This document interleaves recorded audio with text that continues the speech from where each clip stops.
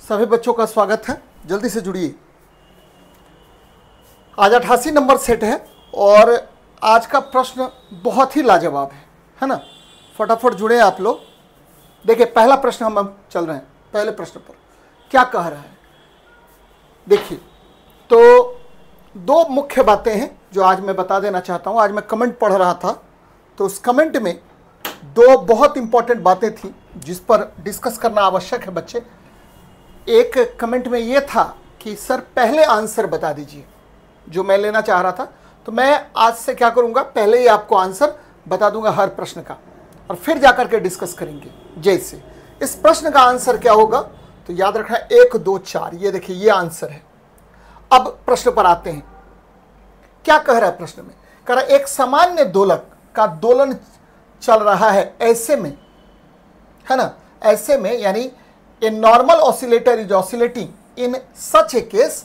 जब गोला मध्य स्थान से गुजरता है तो त्वरण शून्य होता है ना। और ये देखिए the sphere passes through the mean position the acceleration is 0। ये कह रहा है तो ये एकदम सही है। चलिए अच्छी बात है। हर आवर्तन में गोलक 2 बार किसी एक निर्दिष्ट वेग को प्राप्त करता है, ये भी सही है ना।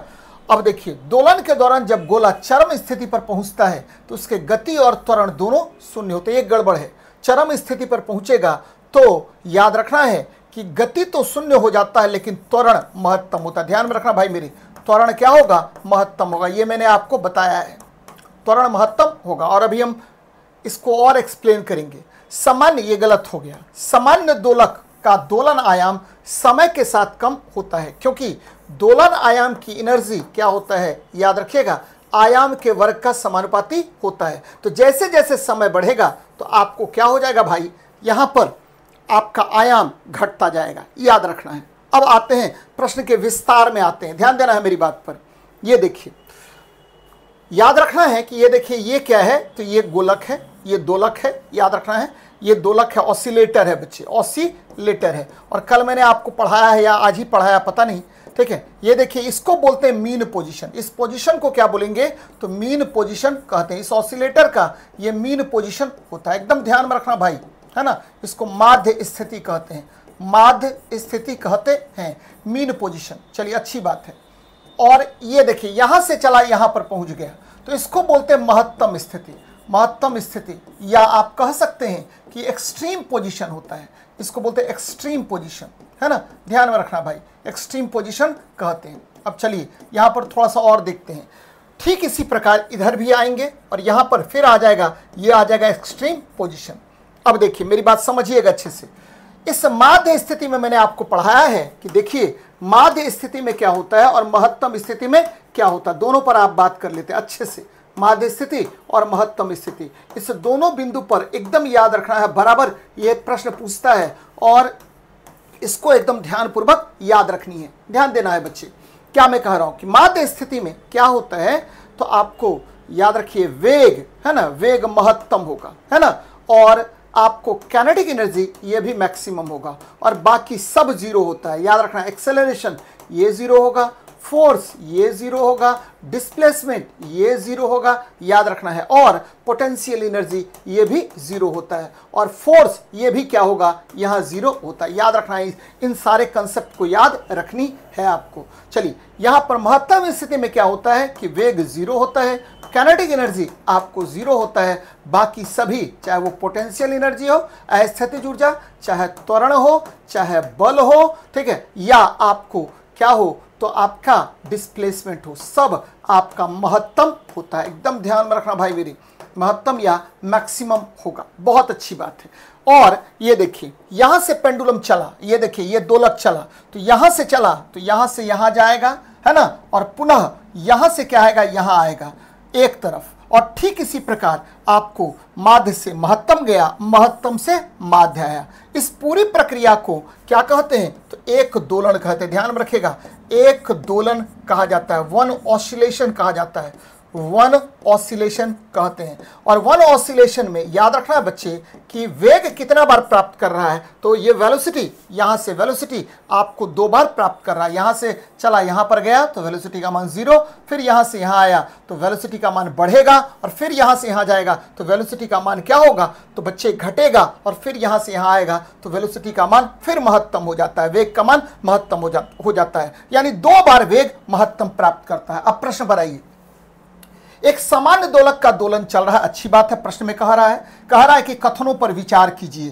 कह रहा है जब गोला माध्य स्थान से गुजरता है तो त्वरण शून्य होता है। एकदम सही है भाई मेरे। मैंने कहा है कि केवल काइनेटिक एनर्जी और पोटेंशियल एनर्जी, या केवल काइनेटिक एनर्जी और क्या, तो वेग यहां महत्तम होता है। वेग मीन पोजीशन पे क्या होगा, महत्तम होगा, बाकी सब आपका 0 हो जाएगा। एकदम ध्यानपूर्वक इसको याद रखनी है।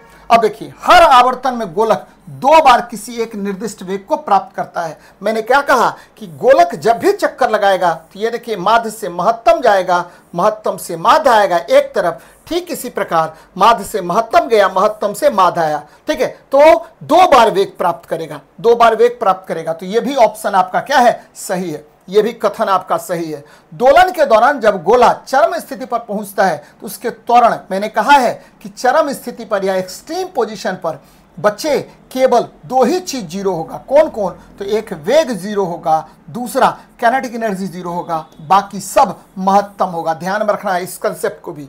सामान्य दोलक का दोलन आयाम समय के साथ कम होता जाता है। मैंने कहा कि देखिए दोलक जो है आयाम का समानुपाती होता है। जैसे जैसे समय बढ़ेगा, ध्यान में रखना, समय बढ़ेगा तो आयाम का मान घटता जाएगा, और बच्चे ऊर्जा का मान भी आपको घटता जाएगा। और एक समय ऐसा आएगा कि दोलन आयाम के साथ साथ क्या होगा, यहां एक बल कार्य करेगा, और यह बल मंदन बल कहलाएगा, रिटार्डेड फोर्स कहलाएगा, और यह वेग के मान को घटा देगा। तो एकदम सही है, यह भी आपको सही है, याद रखना है। तो आंसर हो जाएगा 1, ठीक है, 1 सही है आपको, 2 सही है और 4 सही है। तो बच्चे ये आंसर हो जाएगा, कहीं कोई कंफ्यूजन नहीं रखना है सवाल में, है ना, ध्यान में रखिएगा। अगले प्रश्न पर बात करते हैं, देखते हैं क्या है। अब देखिए, उत्प्लावी बल निर्भर करता है, तो इस प्रश्न का आंसर क्या होगा, ध्यान में रखिएगा। उत्प्लावी बल या बायंसी फोर्स डिपेंड्स ऑन, तो ये डिपेंड करता है विस्थापित तरल के भार पर। अब देखिए मेरी बात समझिएगा अच्छे से, जैसे ही बायंसी फोर्स आता है तो आपको याद रखना है, क्या याद रखना है कि ये तरल है, ध्यान में रखिएगा। और यहां पर उत्प्लावी बल के बारे में सबसे पहले किसने बताया, तो भाई मेरे आर्किमिडीज ने। एकदम ध्यान में रखना है, किसने बताया, तो आर्किमिडीज ने बताया था, आर्किमिडीज ने। और आर्किमिडीज ने सिद्धांत दिया था, क्या दिया, कि यदि किसी वस्तु को आप द्रव में डुबोते हैं, ध्यान में रखना भाई मेरे, यदि किसी वस्तु को आप द्रव में डुबोते हैं तो यह द्रव का विस्थापन करता है। और ठीक है, आपको यदि, ध्यान में रखिएगा, यदि उत्प्लावन बल विस्थापित तरल के भार के बराबर हो जाए, एकदम ध्यान में रखिएगा, विस्थापित तरल के भार के बराबर, तरल के भार के बराबर हो जाए, है ना, ध्यान में रखना भाई मेरे, तरल के भार के बराबर, तो वस्तु क्या करेगा, प्लवन करेगा। यानी उत्प्लावन बल ऑलवेज, ठीक है, क्या होगा, विस्थापित तरल के भार के क्या होता है, बराबर हो जाएगा, तो आपको वस्तु तैरेगा। यानी उत्प्लावन बल किस पर निर्भर करेगा, तो विस्थापित तरल के भार पर, यानी आपको वेट ऑफ डिस्प्लेस्ड लिक्विड पर डिपेंड करेगा, वेट ऑफ डिस्प्लेस्ड लिक्विड पर डिपेंड करेगा। ये ध्यान में रखिएगा, डिस्प्लेस्ड लिक्विड पर डिपेंड करेगा। बोले कि सर और कुछ पर डिपेंड करेगा, हाँ बच्चे, और भी डिपेंड करेगा। अब ये भार को हम तोड़ रहे हैं, जरा ध्यान देना है। भार आपको पता है mg होता है, ये क्या है, तो डिस्प्लेस्ड लिक्विड है, ध्यान में रखना है, ये डिस्प्लेस्ड लिक्विड है, यही आपको उत्प्लावन बल होता है, डिस्प्लेस्ड लिक्विड है बच्चे, एकदम ध्यानपूर्वक देखिएगा, डिस्प्लेस्ड लिक्विड है। और ये किसके बराबर होगा, तो भाई मेरे ये होता है V in, है ना, और रो लिक्विड, याद रखना है, रो लिक्विड, ये क्या हो गया, द्रव्यमान हो गया। यानी आयतन गुना घनत्व बराबर द्रव्यमान, ये m का वैल्यू हो गया V इंटू रो लिक्विड, और G तो अपने साथ ही आ जाएगा। यानी अब देखिए उत्प्लावन बल किस पर और निर्भर करता है, तो ये देखिए वस्तु के डूबे हुए भाग के आयतन पर, और किस पर निर्भर करेगा, तो ये निर्भर करेगा आपके द्रव के घनत्व पर, और किस पर निर्भर करेगा, तो गुरुत्वीय त्वरण पर। सम्मिलित रूप से याद रखना है कि उत्प्लावन बल, ये एकदम याद रखिए बच्चे, उत्प्लावन बल किस पर निर्भर कर रहा है? तो उत्प्लावन बल याद रखना है कि निर्भर करता है, डिपेंड्स ऑन, है ना। बायंसी फोर्स डिपेंड्स ऑन, निर्भर करता है भाई मेरे, किस पर निर्भर करेगा? तो पहला आपको मैंने कहा आपके, ठीक है, वस्तु के डूबे हुए भाग के आयतन पर, वस्तु के डूबे हुए भाग के आयतन पर, ध्यान में रखिएगा, डूबे हुए भाग के आयतन पर, है ना, सम्मिलित रूप से डिपेंड कर रहा है आयतन पर, आयतन पर, है ना। दूसरा डिपेंड कर रहा है, एकदम याद रखिएगा, क्या? तो द्रव के घनत्व पर, द्रव के घनत्व पर, डेंसिटी ऑफ लिक्विड पर डिपेंड करेगा। तीसरा डिपेंड करेगा गुरुत्वीय त्वरण पर, है ना, गुरुत्वीय त्वरण पर डिपेंड करेगा। लेकिन मैंने एक और वर्ड यूज किया था भाई मेरे, क्या यूज किया था कि ये सम्मिलित प्रभाव, याद रखना, उत्प्लावन बल इस तीनों को सम्मिलित रूप से इस पर डिपेंड करेगा, है ना, सम्मिलित रूप से। अब देखिए तरल की गहराई पर क्वेश्चन में आ रहे हैं कि बायंसी फोर्स डिपेंड्स ऑन, तरल की गहराई पर नहीं भाई, तरल की गहराई से कोई लेना देना उत्प्लावन बल को नहीं होता है। विस्थापित तरल के केवल घनत्व, केवल घनत्व पर डिपेंड नहीं कर रहा भाई, अगर रहता विस्थापित तरल के घनत्व पर भी तब हो जाता, लेकिन केवल नहीं, केवल अगर नहीं होगा, क्यों? क्योंकि आपको पता है वस्तु के डूबे हुए भाग के आयतन पर भी डिपेंड करेगा, द्रव के घनत्व पर भी डिपेंड करेगा, गुरुत्वीय त्वरण पर भी डिपेंड करेगा, सब पर यह डिपेंड करता है ना। तो याद रखना है कि एक आंसर अगर चुनना होगा तो सी नंबर आपका आंसर होगा, ये नहीं होगा, क्योंकि अगर केवल बोल रहा है तो केवल यहां पर गड़बड़ दे दिया, ध्यान में रखना भाई मेरे। तो आंसर क्या होगा? आपका सी नंबर होगा। अब प्रश्न यहां यह उठता है कि आपका उत्प्लावन बल है क्या? तो बच्चे आपको मैंने कई बार पढ़ाया है कि वस्तु पर द्रव द्वारा लंबवत ऊपर की ओर बल को आप उत्प्लावन बल कहते हैं, एकदम ध्यान में रखना है। और यह उत्प्लावन बल वस्तु के भार को घटा देता है। तो बहुत अच्छा सवाल है और एकदम पूछा जाता है बच्चे, रेगुलर वे में आपसे यहां पर प्रश्न पूछेगा। चलिए अगले प्रश्न पर बात करते हैं। ये देखिए, शीशे की छड़ जब भाप में रखी जाती है तो इसकी लंबाई बढ़ जाती है। When a glass rod is kept in steam its length increases but it's width. ये देखिए कह रहा है इसकी चौड़ाई पर क्या प्रभाव पड़ेगा? तो इसका आंसर बढ़ती है होगा, ध्यान में रखिएगा क्या मैं कह रहा हूं, मेरी बात समझिए अच्छे से। मैंने कहा कि शीशे की छड़, भाई मेरे शीशे की छड़ है तो आपको पता होनी चाहिए कि वस्तु पर उष्मा का प्रभाव, ध्यान में रखना भाई मेरे, वस्तु पर उष्मा का प्रभाव, यानी आपको मैं क्या बताना चाह रहा हूं कि इफेक्ट ऑफ, ठीक है, effect of heat on body क्या होता है? तो भाई मेरे effect of heat on body क्या होगा? तो बच्चे आपको पता होनी चाहिए अच्छे से कि वस्तु पर उष्मा का प्रभाव बहुत सारे होते हैं। पहला आपको रैखिक प्रसार, याद रखना, लीनियर एक्सपेंशन कहते हैं, यानी लंबाई में परिवर्तन हो जाएगा, जिसको आप रैखिक प्रसार कहते हैं, है ना, लीनियर एक्सपेंशन। याद रखना भाई मेरे, आपको लंबाई में वृद्धि हो जाएगी, इसको लीनियर एक्सपेंशन कहते हैं, बहुत अच्छी बात है। दूसरा क्या होगा भाई मेरे? दूसरा होता है क्षेत्रीय प्रसार, एकदम ध्यान से देखते चलिए, क्षेत्रीय प्रसार होगा। और ये क्या होगा? तो बच्चे आपको एरियल एक्सपेंशन, यानी एरिया बढ़ जाएगा, एरियल एक्सपेंशन बढ़ेगा, बहुत अच्छी बात है, वृद्धि होगी, एरियल एक्सपेंशन होगा। और तीसरा क्या होता है? तो आयतनिक प्रसार होता है, आयतनिक प्रसार होता है, बहुत महत्वपूर्ण प्रश्न है बच्चे, आयतनिक प्रसार होगा। और इसको क्या कहते हैं? तो भाई मेरे इसको वॉल्यूमेट्रिक एक्सपेंशन कहते हैं, वॉल्यूमेट्रिक एक्सपेंशन कहते हैं, यानी आपके वस्तु में तापमान के या उष्मा के बढ़ने के कारण कितने प्रभाव हो रहे हैं? 3 प्रभाव। पहला लंबाई में वृद्धि, दूसरा क्षेत्रीय प्रसार, तीसरा, ठीक है, आपको आयतनिक प्रसार होगा। अच्छी बात है भाई मेरे। अब देखिए, शीशे की छड़ को जब भाप में रखी जाती है तो इसकी लंबाई बढ़ जाती है, परंतु इसकी चौड़ाई, बच्चे जब लंबाई बढ़ेगा तो आपको पता है क्षेत्रफल भी बढ़ रहा है, और क्षेत्रफल लंबाई गुना क्या होता है? चौड़ाई होता है। तो भाई लंबाई बढ़ेगा तो आपका चौड़ाई भी बढ़ जाएगा, क्योंकि क्षेत्रफल बढ़ जाता है। तो ये क्या होगा? बढ़ती है, एकदम ध्यान में रखिएगा। कह रहा अप्रभावित रहती है, नहीं, गलत बात है भाई, प्रभावित होती है, क्योंकि मैंने कहा कि जैसे ही उष्मा इस पर डालेंगे तो आपको क्या होगा, ठीक है, यह या तो लंबाई बढ़ जाएगा, या क्षेत्रफल बढ़ जाएगा, या आयतन बढ़ जाएगा, ये घटती है, गलत बात है भाई मेरे। तो आंसर केवल सी नंबर ही आपको उपयुक्त होगा, ध्यान में रखनी है, बहुत अच्छी बात है। एक चीज और यहां पर याद रखना है भाई, बहुत बहुत महत्वपूर्ण है, क्या मैं कह रहा हूं?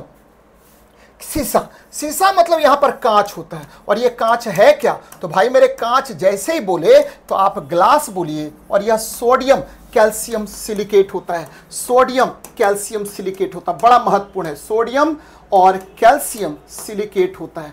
बराबर आपसे क्वेश्चन पूछेगा कि शीशा है क्या, तो सोडियम कैल्शियम सिलिकेट है। और इसको क्या बोलते हैं, तो यह अति शीतित द्रव है, सुपर कूल्ड लिक्विड भी इसे कहते हैं, अति शीतित द्रव कहा जाता है। तो बड़ा अच्छा प्रश्न है बच्चे, याद रखना है आपको। अगले प्रश्न पर बात करते हैं। ये देखिए, दृष्टि दोष। कौन दृष्टि दोष है भाई, दूरदृष्टि दोष है। तो ध्यान में रखना भाई, इसका आंसर, इस दोष को ठीक करने के लिए अवतल लेंस का उपयोग किया जाता है। ये देखिए सही नहीं है पूछ रहा है ना।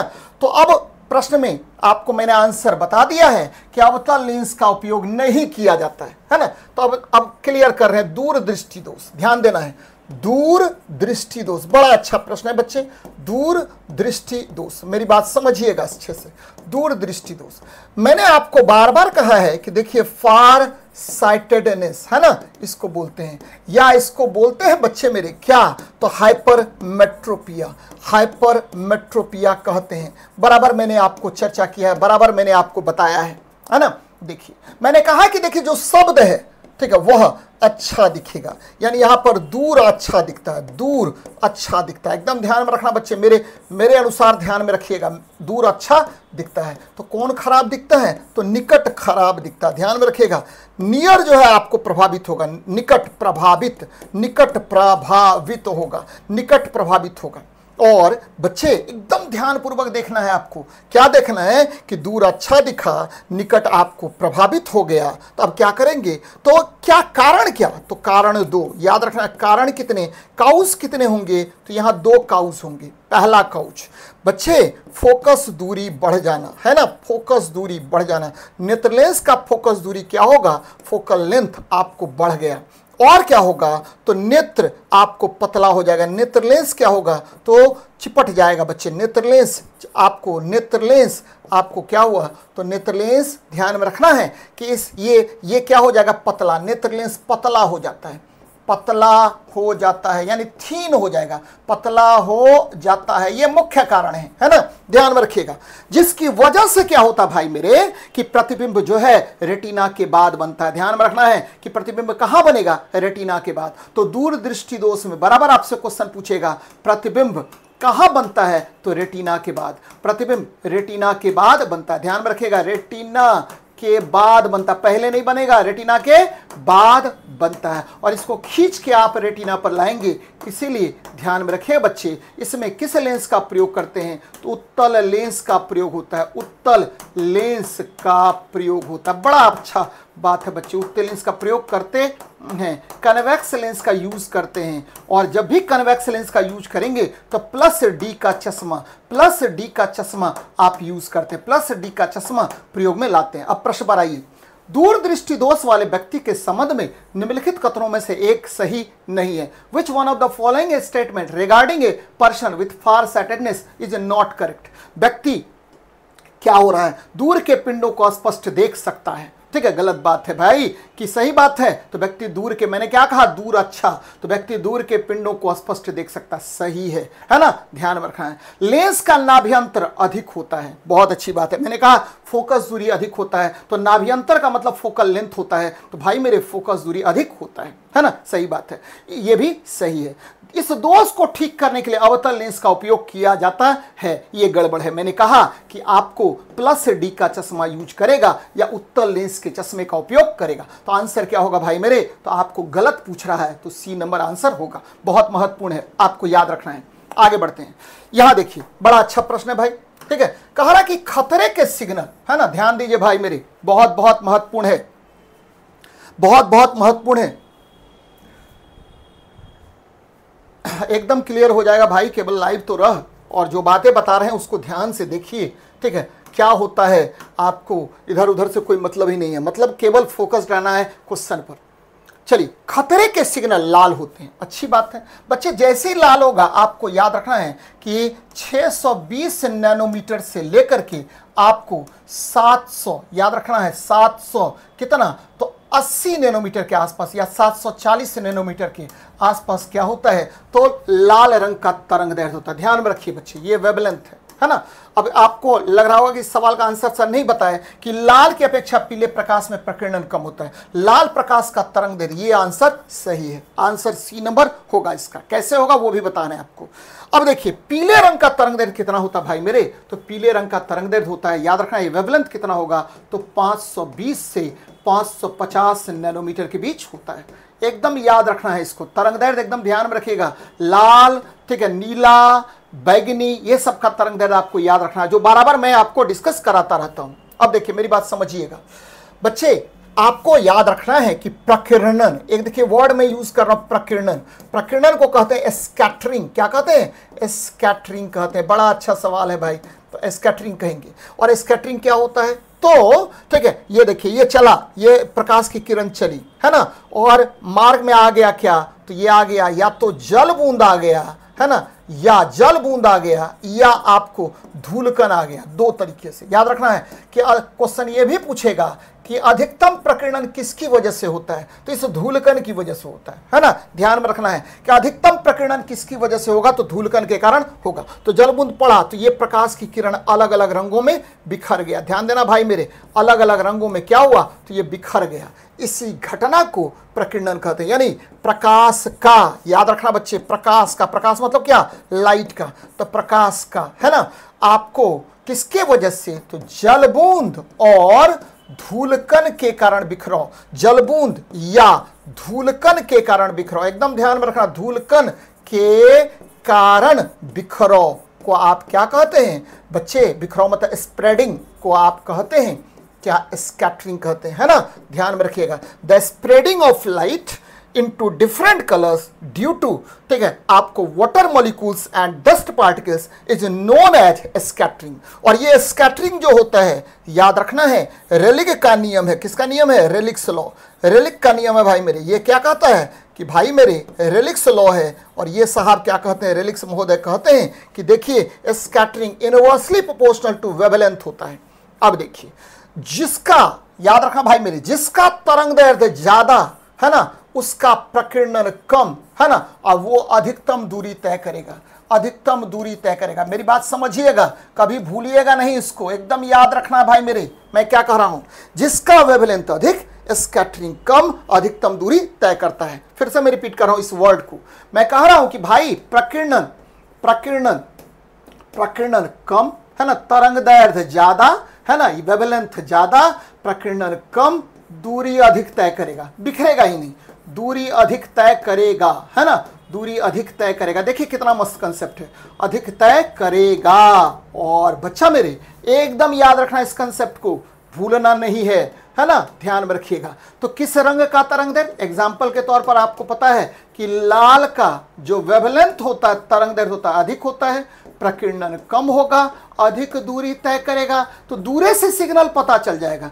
अधिक दूरी तय करेगा, दूरी तय करेगा। तो बच्चे कौन रंग अधिक दूरी तय करेगा, तो लाल, और दूर से ही सिग्नल का पता आपको चल जाएगा कि लाल रंग का सिग्नल है आगे, है ना। बच्चे सूर्य का सुबह के समय और आपको शाम के समय लाल का दिखना इसी के कारण होता है। तो बच्चे एकदम याद रखना इस कंसेप्ट को। अब देखिए आप प्रश्न पर आइए, क्या कह रहा है कि खतरे के सिग्नल में, क्योंकि दूर से ही आपको देखना है, और बच्चे मैंने कहा कि तरंग दैर्ध्य ज्यादा, तो क्या होगा बच्चे, तरंग दैर्ध्य ज्यादा, वेवलेंथ ज्यादा होगा, इसीलिए स्कैटरिंग कम होगा और दूर से ही आप देख लेंगे। तो ये देखिए पीले रंग की अपेक्षा लाल रंग का तरंग दैर्ध्य बहुत ज्यादा है भाई मेरे, इसलिए आपको सिग्नल में रेड कलर का प्रयोग करते हैं। देखिए पीले की अपेक्षा लाल में अवशोषण, ये सब गलत बात है भाई मेरे, आपको डायरेक्ट पकड़ना है क्या कि तरंग दैर्ध्य वाला कंसेप्ट। लाल की अपेक्षा पीले प्रकाश में प्रकीर्णन, देखिए लाल की अपेक्षा पीले प्रकाश में प्रकीर्णन कम होता है, नहीं बच्चे, लाल की अपेक्षा पीले प्रकाश में प्रकीर्णन अधिक होता है ना। याद रखना है, लाल में कम होगा, पीले में अधिक होगा, क्योंकि तरंग दैर्ध्य के हिसाब से बात कर रहे हैं। सबसे अधिक प्रकीर्णन किस में होगा, तो याद रखना है कि आपको वायलेट कलर में सबसे ज्यादा प्रकीर्णन होता है ना। अगर हम प्राथमिक रंग की बात करें तो ब्लू कलर में सबसे ज्यादा प्रकीर्णन होता है, ध्यान में रखना भाई मेरे। और ठीक है, क्या कह रहा है कि लाल प्रकाश का तरंग दैर्ध्य पीले प्रकाश से अधिक होता है, ये एकदम एप्रोप्रिएट है बच्चे। लाल प्रकाश का तरंग दैर्ध्य बहुत ज्यादा होता है, किससे, तो आपको पीले प्रकाश से, जिसकी वजह से सिग्नल में लाल रंग का प्रयोग करते हैं। नेक्स्ट देखते हैं, भाई मेरे नेक्स्ट क्वेश्चन देखते हैं। प्रकाश निर्वात में भी चल सकता है, अच्छी बात है भाई मेरे, प्रकाश निर्वात में भी चल सकता है। इसका मुख्य गुण है विद्युत क्षेत्र और चुंबकीय क्षेत्र। आंसर डी नंबर इसका मारिएगा। अब बोले कि सर कैसे, है ना, याद रखना है भाई मेरे, क्या कह रहा हूं कि light travels in vacuum also because light is related to आपको electric field and magnetic field. ध्यान में रखिए बच्चे, कैसे कैसे मैं पूछ रहा हूं, कैसे, तो याद रखना है मेरे कंसेप्ट को। ये देखिए प्रकाश क्या है भाई, तो आप सभी बच्चों को पता है कि लाइट जो है ना, बचपन से ही पढ़ते आ रहे हैं, लाइट जो है किसके अनुसार, मैक्सवेल के अनुसार। ध्यान में रखना भाई मेरे, मैक्सवेल के अनुसार क्या है, तो मैक्सवेल के अनुसार आपको यह EMW है ना, विद्युत चुंबकीय तरंग, इलेक्ट्रोमैग्नेटिक वेव है ना बच्चे, इलेक्ट्रोमैग्नेटिक वेव है। बहुत अच्छी बात है।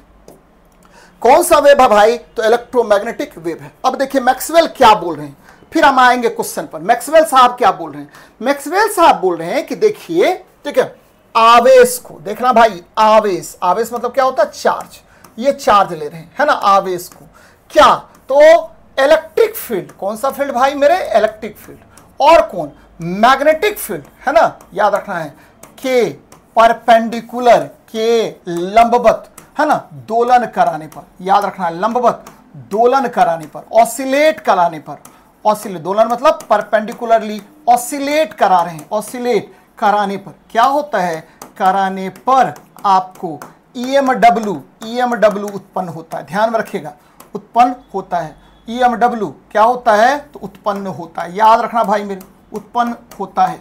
ये देखिए फिगर बना रहे हैं, जरा इसको समझिए अच्छे से।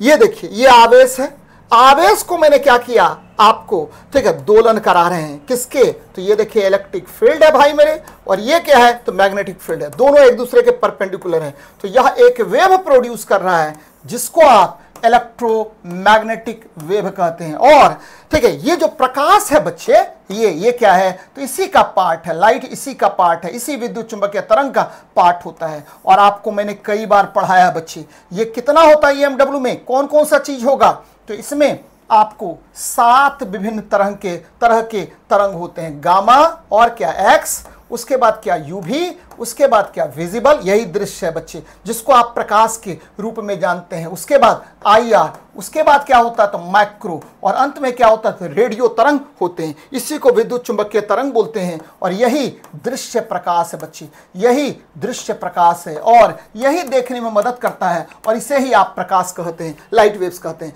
तो ये किसकी वजह से प्रोड्यूस हो रहा है, तो विद्युत चुंबकीय तरंग प्रोड्यूस हो रहा है, आपको लाइट प्रोड्यूस हो रहा है विद्युत क्षेत्र के प्रभाव से और चुंबकीय क्षेत्र के प्रभाव से उत्पन्न होता है। ये किसने बताया, तो मैक्सवेल ने। अब प्रश्न बनाइए, करा प्रकाश निर्वात में भी चल सकता है, क्योंकि प्रकाश संबंधित है, लाइट ट्रेवल्स इन वैक्यूम। आपको पता होनी चाहिए कि प्रकाश की चाल, ध्यान में रखें बच्चे, प्रकाश की चाल याद रखिएगा, कभी भूलिएगा नहीं, C बराबर होता है 1/√μ0 इंटू एप्सिलॉन नॉट होता है। ये μ0 चुंबकीय गुण है, याद रखना है, ये कौन सा गुण है, तो चुंबकीय गुण है। और ये देखिए एप्सिलॉन नॉट कौन सा गुण है, तो विद्युतीय गुण है। तो ध्यान में रखिएगा कि प्रकाश निर्वात में गमन करता है, किसकी वजह से, तो 2 गुणों के कारण, एक विद्युतीय गुण और दूसरा चुंबकीय गुण, है ना। ये एक नहीं मारेंगे बच्चे, आंसर हो जाएगा आपका D नंबर। बड़ा महत्वपूर्ण सवाल है, बराबर आपसे क्वेश्चन पूछेगा।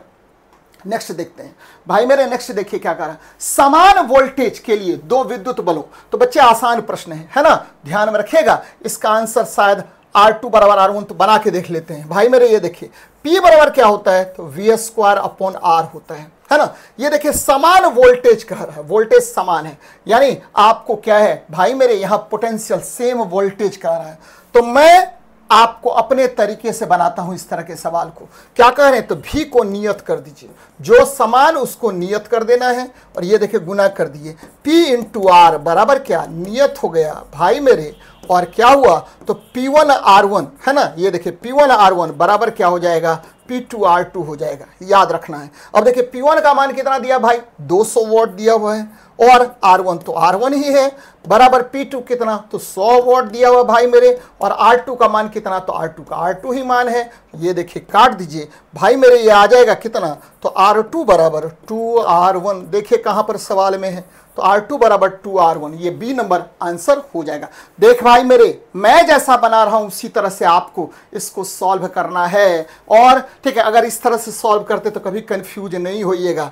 क्या मैंने कहा, P बराबर वी स्क्वायर बाय आर, ये पावर का फॉर्मूला है, P बराबर वी स्क्वायर बाय आर, जहां V क्या है, विभवांतर है, और R क्या है, ये बच्चे प्रतिरोध है ना। याद रखना है इसको भी कि ये मैंने क्या कहा, विभवांतर का वर्ग है भाई मेरे, विभवांतर का वर्ग। अब बटा क्या है, प्रतिरोध है ना, याद रखना है। और मैंने कहा कि जो समान है उसको नियत कर दीजिए और सवाल को बना लीजिए, फटाक आपको सवाल बन जाएगा। याद रखिए, कंफ्यूज नहीं करना है।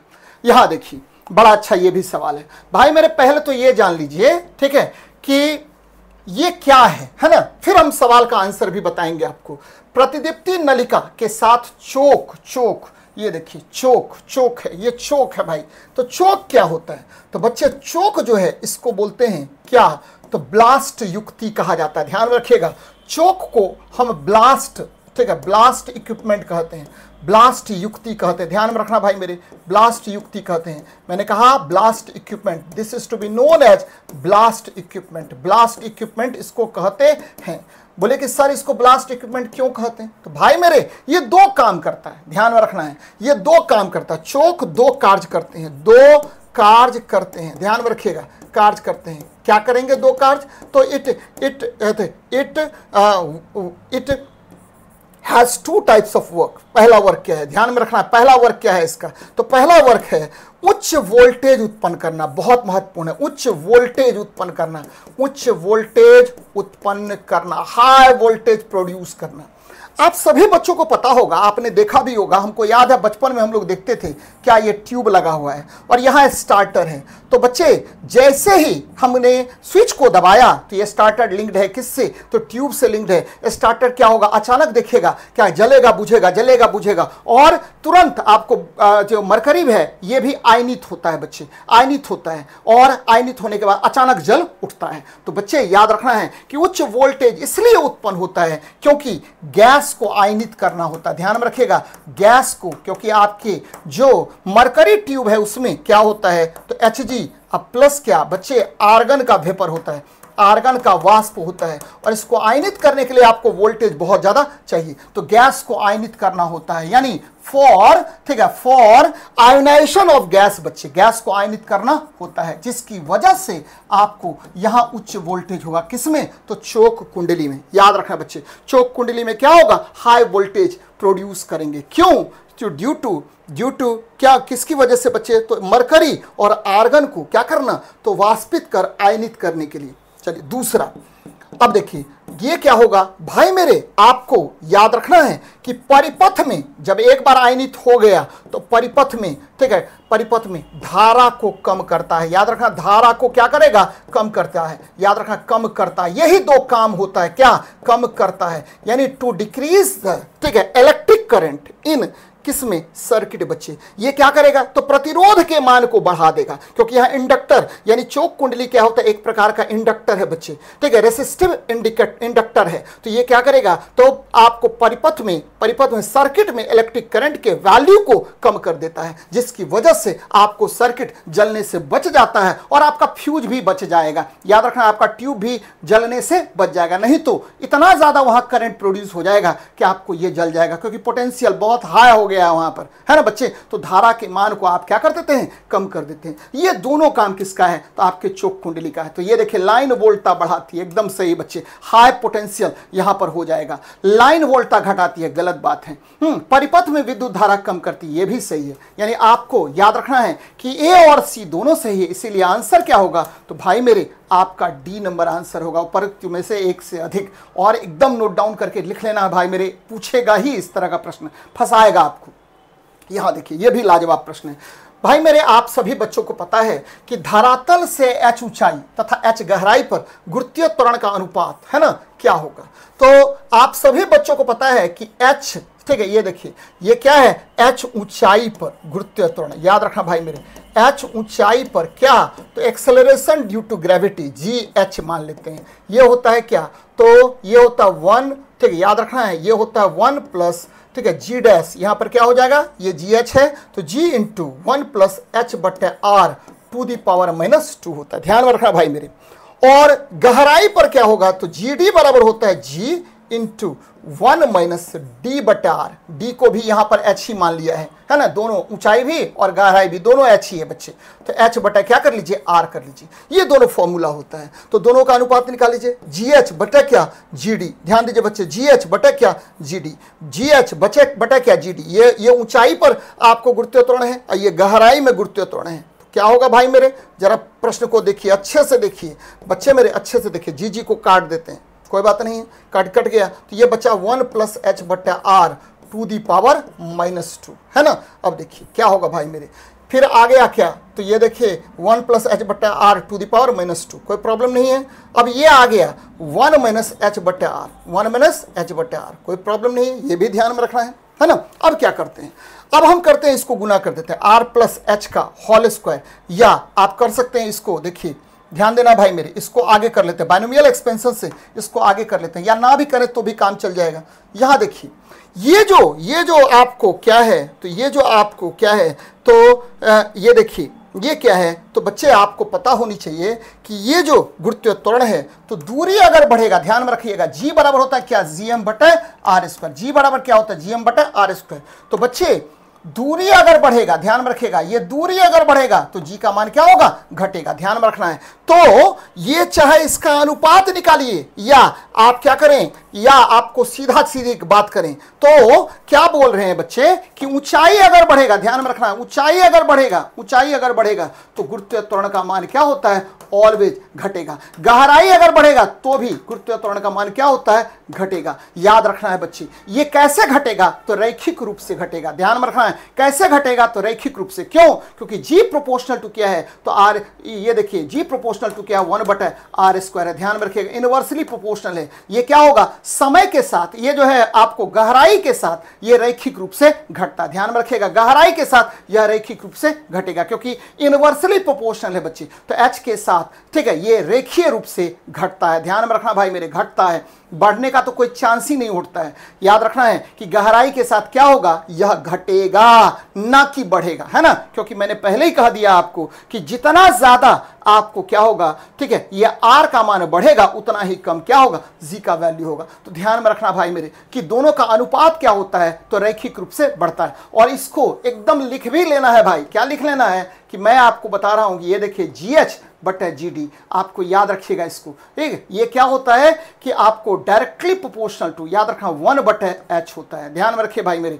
ये क्या होता है कि ये आपको गहराई के साथ क्या होगा, तो गहराई के साथ या ऊंचाई के साथ यह रैखिक रूप से बदलता है, ध्यान में रखिएगा, रैखिक रूप से बदलेगा। अब बदलेगा, अब घटेगा कि बढ़ेगा, तो घटता है, ये ध्यान में रखनी चाहिए। बहुत अच्छा सवाल है ना, ध्यान में रखिएगा बच्चे। अगले प्रश्न पर बात करते हैं।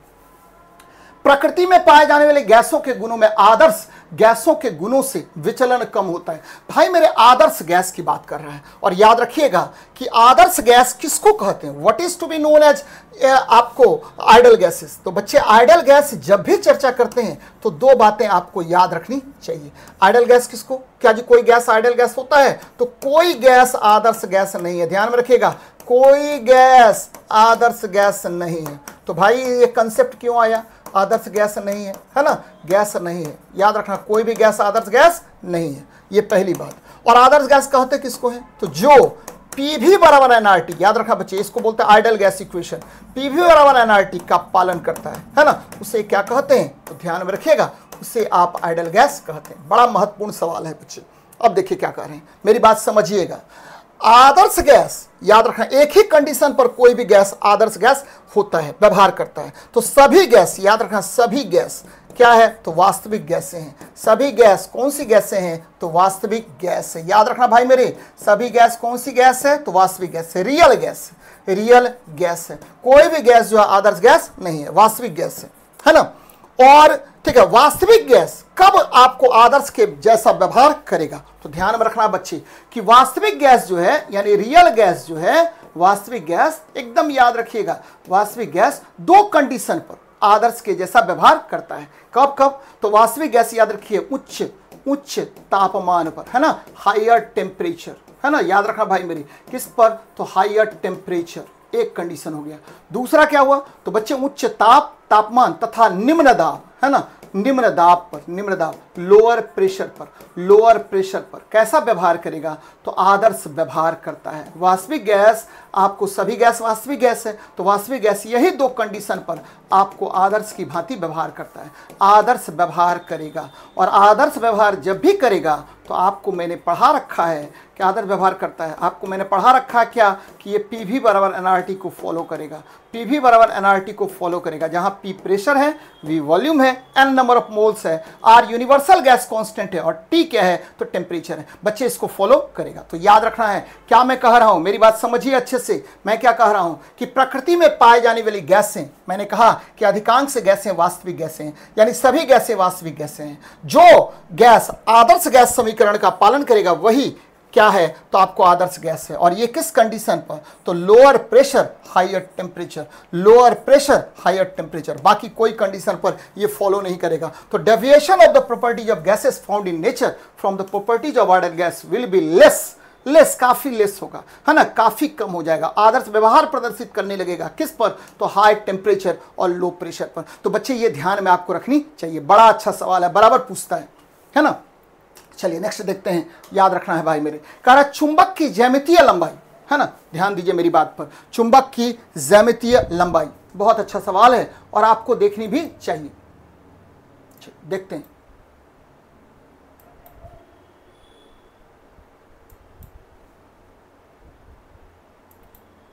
क्या कह रहा हूं मैं, PV बराबर nRT को क्या करेगा, फॉलो करेगा। चलिए तो भाई मेरे एकदम थोड़ा सा देखिए इस प्रश्न को, आसानी से देखिए क्या कह रहा है, कह रहा चुंबक की ज्यामितीय लंबाई क्या होता है बच्चे, चुंबक की ज्यामितीय लंबाई क्या होता है, या देखिए LG है ना, और चुंबक की लंबाई क्या होता है, तो जरा इसको देख लीजिए, ये चुंबक है भाई मेरे, ये चुंबक है, मान लेते हैं ये बार मैग्नेट है, कौन सा मैग्नेट है, बार मैग्नेट, बार मैग्नेट है, कोई प्रॉब्लम नहीं।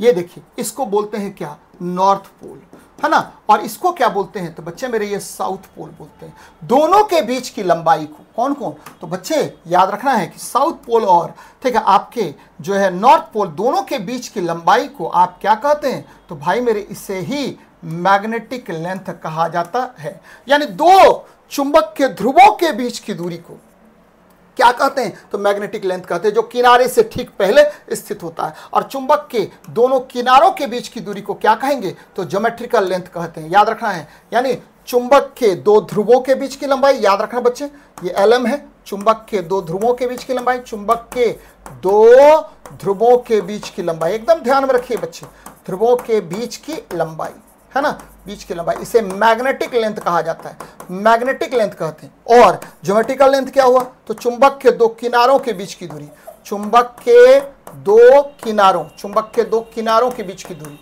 दो किनारों के बीच की दूरी को आप क्या कहते हैं, तो बच्चे मेरे एकदम ध्यान में रखिएगा, इसे आप ज्योमेट्रिकल लेंथ कहते हैं। और LG काफी बड़ा होता है किससे, LG काफी बड़ा होता है LM से, है ना, ये देखिए ऐसे भी दिख भी रहा होगा, काफी बड़ा है।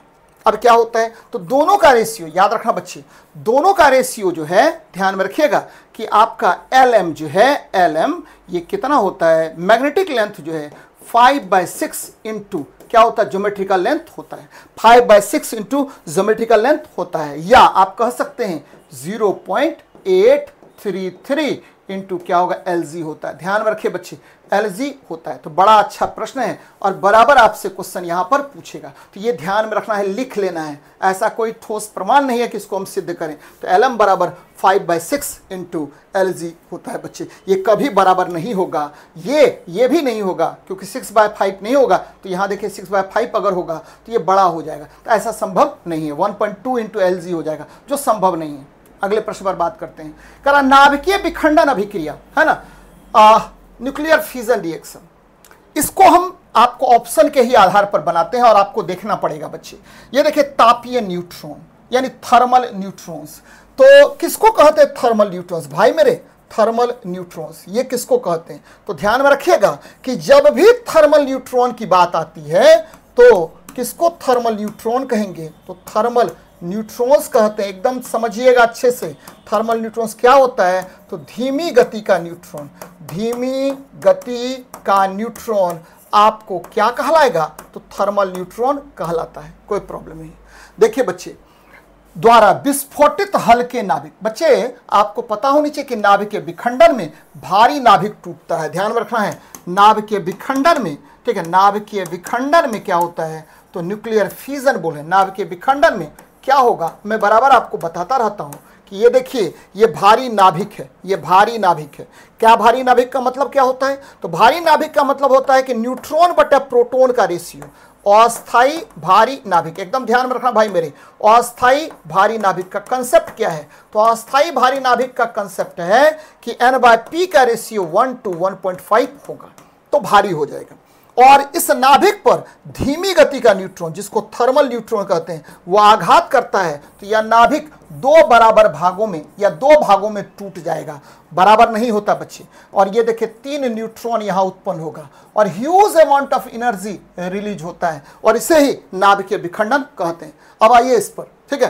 तापीय न्यूट्रॉनों द्वारा विस्फोटित भारी नाभिक टूटते हैं, एकदम सही है बच्चे। मैंने कहा कि धीमी गति या थर्मल न्यूट्रॉन जब अस्थायी भारी नाभिक पर आघात करेगा तो यह दो भागों में टूटेगा, 3 न्यूट्रॉन उत्पन्न करेगा, huge amount of energy release करेगा। तो यह आपको सही कथन है। अब देखिए इस पर बात करते हैं, इस ऑप्शन पर बात करते हैं। तीसरा नंबर, भारी नाभिक स्वयं से 2 खंडों में टूटते हैं। बच्चे, भारी नाभिक स्वयं से भी 2 खंडों में टूटते हैं, लेकिन इसको रेडियो सक्रियता कहते हैं। रेडियो सक्रियता कहते हैं बच्चे, है ना, ध्यान में रखिएगा, रेडियो सक्रियता कहते हैं। रेडियो सक्रियता में क्या होता है? तो अस्थायी भारी नाभिक जो है आपको, ठीक है, क्या करेगा alpha beta gamma rays emit करके, ठीक है, alpha beta gamma rays emit करके अस्थायित्व प्राप्त करता है और अलग नाभिक बनाता है, अलग परमाणु बनाता है। लेकिन ये टूटेगा नहीं बच्चे, है ना, खंडों में टूटते नहीं है, ध्यान में रखिएगा। रेडियो सक्रियता में खंडों में नहीं टूटता है, लेकिन भारी नाभिक जरूर कोई अन्य नाभिक का निर्माण कर लेता है। रेडियो सक्रियता में ये टूटेगा नहीं, केवल अल्फा बीटा गामा रेज वहां से इमिट होगा और यह अन्य तत्वों में परिवर्तित हो जाता है। तो ये सही नहीं है। याद रखना है कि नाभिक के विखंडन अभिक्रिया में क्या होगा? तो तापीय न्यूट्रॉनों द्वारा विस्फोटित भारी नाभिक टूटते हैं। आंसर आपको बी नंबर ही सही है। चलिए अगले प्रश्न पर बात करते हैं। यहां देखिए, इंद्रधनुष बारिश की बूंदों के माध्यम से सूर्य के प्रकाश के अपवर्तन के कारण बनता है। इसका तात्पर्य क्या है? Rainbow is caused by the refraction of sunlight through rain drops. अब देखिए भाई मेरे, आप सभी बच्चों को पता है ये बूंद है, जल बूंद है, इस पर सूर्य का प्रकाश पड़ा, है ना, ध्यान में रखिएगा, सूर्य का प्रकाश पड़ा और ये क्या किया? सबसे पहले अपवर्तन होगा, फिर क्या होगा? पूर्ण आंतरिक परावर्तन हो गया और ये देखिए 7 रंगों में टूट जाएगा। ध्यान में रखें बच्चे, क्या क्या घटनाक्रम हुआ? तो पहला घटनाक्रम हुआ अपवर्तन, दूसरा घटनाक्रम हुआ पूर्ण आंतरिक परावर्तन, तीसरा घटनाक्रम क्या हुआ? यहां देखिए, यहां पर क्या होगा? तो ये हो गया अपवर्तन। ध्यान में रखना भाई मेरे, अपवर्तन होगा, क्योंकि ठीक है, एयर से प्रकाश की किरण किस में जा रही है? तो जा रही है बूंद में, है ना, जल बूंद में जा रही है। ध्यान में रखना है भाई मेरे, है ना, जल बूंद में जा रही है। तो यहां अपवर्तन हो रहा है, अपवर्तन हो रहा है। और इसके जल बूंद के अंदर क्या हो रहा है? तो ये पूर्ण आंतरिक परावर्तन हो रहा है। ध्यान में रखना है, पूर्ण आंतरिक परावर्तन होता है। चलिए अच्छी बात है। और क्या होगा? और क्या होगा? तो यहां देखिए 7 रंगों में टूट गया तो वर्ण विक्षेपण हुआ। वर्ण विक्षेपण इंग्लिश में भी बात कर लेते हैं। तो भाई मेरे, ये अपवर्तन यानी रिफ्रैक्शन हो रहा है। और यहां देखिए, यहां क्या हो रहा है? तो भाई ये TIR हो रहा है, टोटल इंटरनल रिफ्लेक्शन। और ये क्या हो रहा है? तो डिस्पर्सन हो रहा है, वर्ण विक्षेपण हो रहा है और 7 रंगों में टूट जाता है और इसे ही इंद्रधनुष कहते हैं। तो अब प्रश्न पर आते हैं भाई मेरे। इंद्रधनुष में मैंने कहा कितनी प्रक्रियाएं? 3 प्रक्रियाएं, अपवर्तन, पूर्णांतरिक परावर्तन और वर्ण विक्षेपण। याद रखिएगा कि सूर्य के विपरीत दिशा में आपको इंद्रधनुष बनता है और सूर्य की किरणें हमेशा तिरछी जल बूंदों पर पड़ेगी और वर्षा तुरंत हुई हो, तभी आपको क्या होता है? तो रेनबो बनता है। याद रखना बच्चे। तो अगर सूर्य का प्रकाश बहुवर्णी होता है, एकदम सही है, अगर सूर्य का प्रकाश, ठीक है, आपको बहुवर्णी नहीं हो, मोनो बोलते हैं पॉलीक्रोमेटिक नहीं हो बच्चे, इसमें विविग्योर नहीं हो, VIBGYOR नहीं हो, 7 रंग नहीं हो, तो क्या इंद्रधनुष बनेगा? नहीं बनेगा। तो ये आपका ऑप्शन सही है। अभी हम क्लियर नहीं कर रहे हैं बच्चे। सूर्य का प्रकाश एक वर्णी होता है, एक वर्णी होगा तो एक के रंग दिखेगा, इंद्रधनुष नहीं बनेगा, सतरंगी नहीं होगा भाई। वर्षा बूंद का अपवर्तनांक 1 होगा, 1 अगर होगा तो वापस पुनः उसी तरह से लौट जाएगा। याद रखना है, अपवर्तनांक अगर 1 होगा तो आपको अपवर्तन नहीं होगा। ध्यान में रखिएगा, अपवर्तन नहीं होगा। अपवर्तनांक अगर 1 होगा तो अपवर्तन होगा ही है, अपवर्तन नहीं होता है। यदि किसी माध्यम का अपवर्तनांक 1 हो जाए तो आपको अपवर्तन नहीं होता है, रिफ्रैक्शन होगा ही नहीं। जब रिफ्रैक्शन ही नहीं होगा तो इंद्रधनुष बनेगा? नहीं बनेगा बच्चे। तो ये भी गलत हो गया, ये भी गलत हो गया। आंसर क्या हो जाएगा? आपका ए नंबर आंसर होगा। बहुत अच्छा सवाल है। अगले प्रश्न पर बात करते हैं। 30 ग्राम जल H2O में कितने मोल होते हैं? तो नंबर ऑफ मोल से निकाल रहे हैं भाई मेरे। एन बराबर क्या होता है?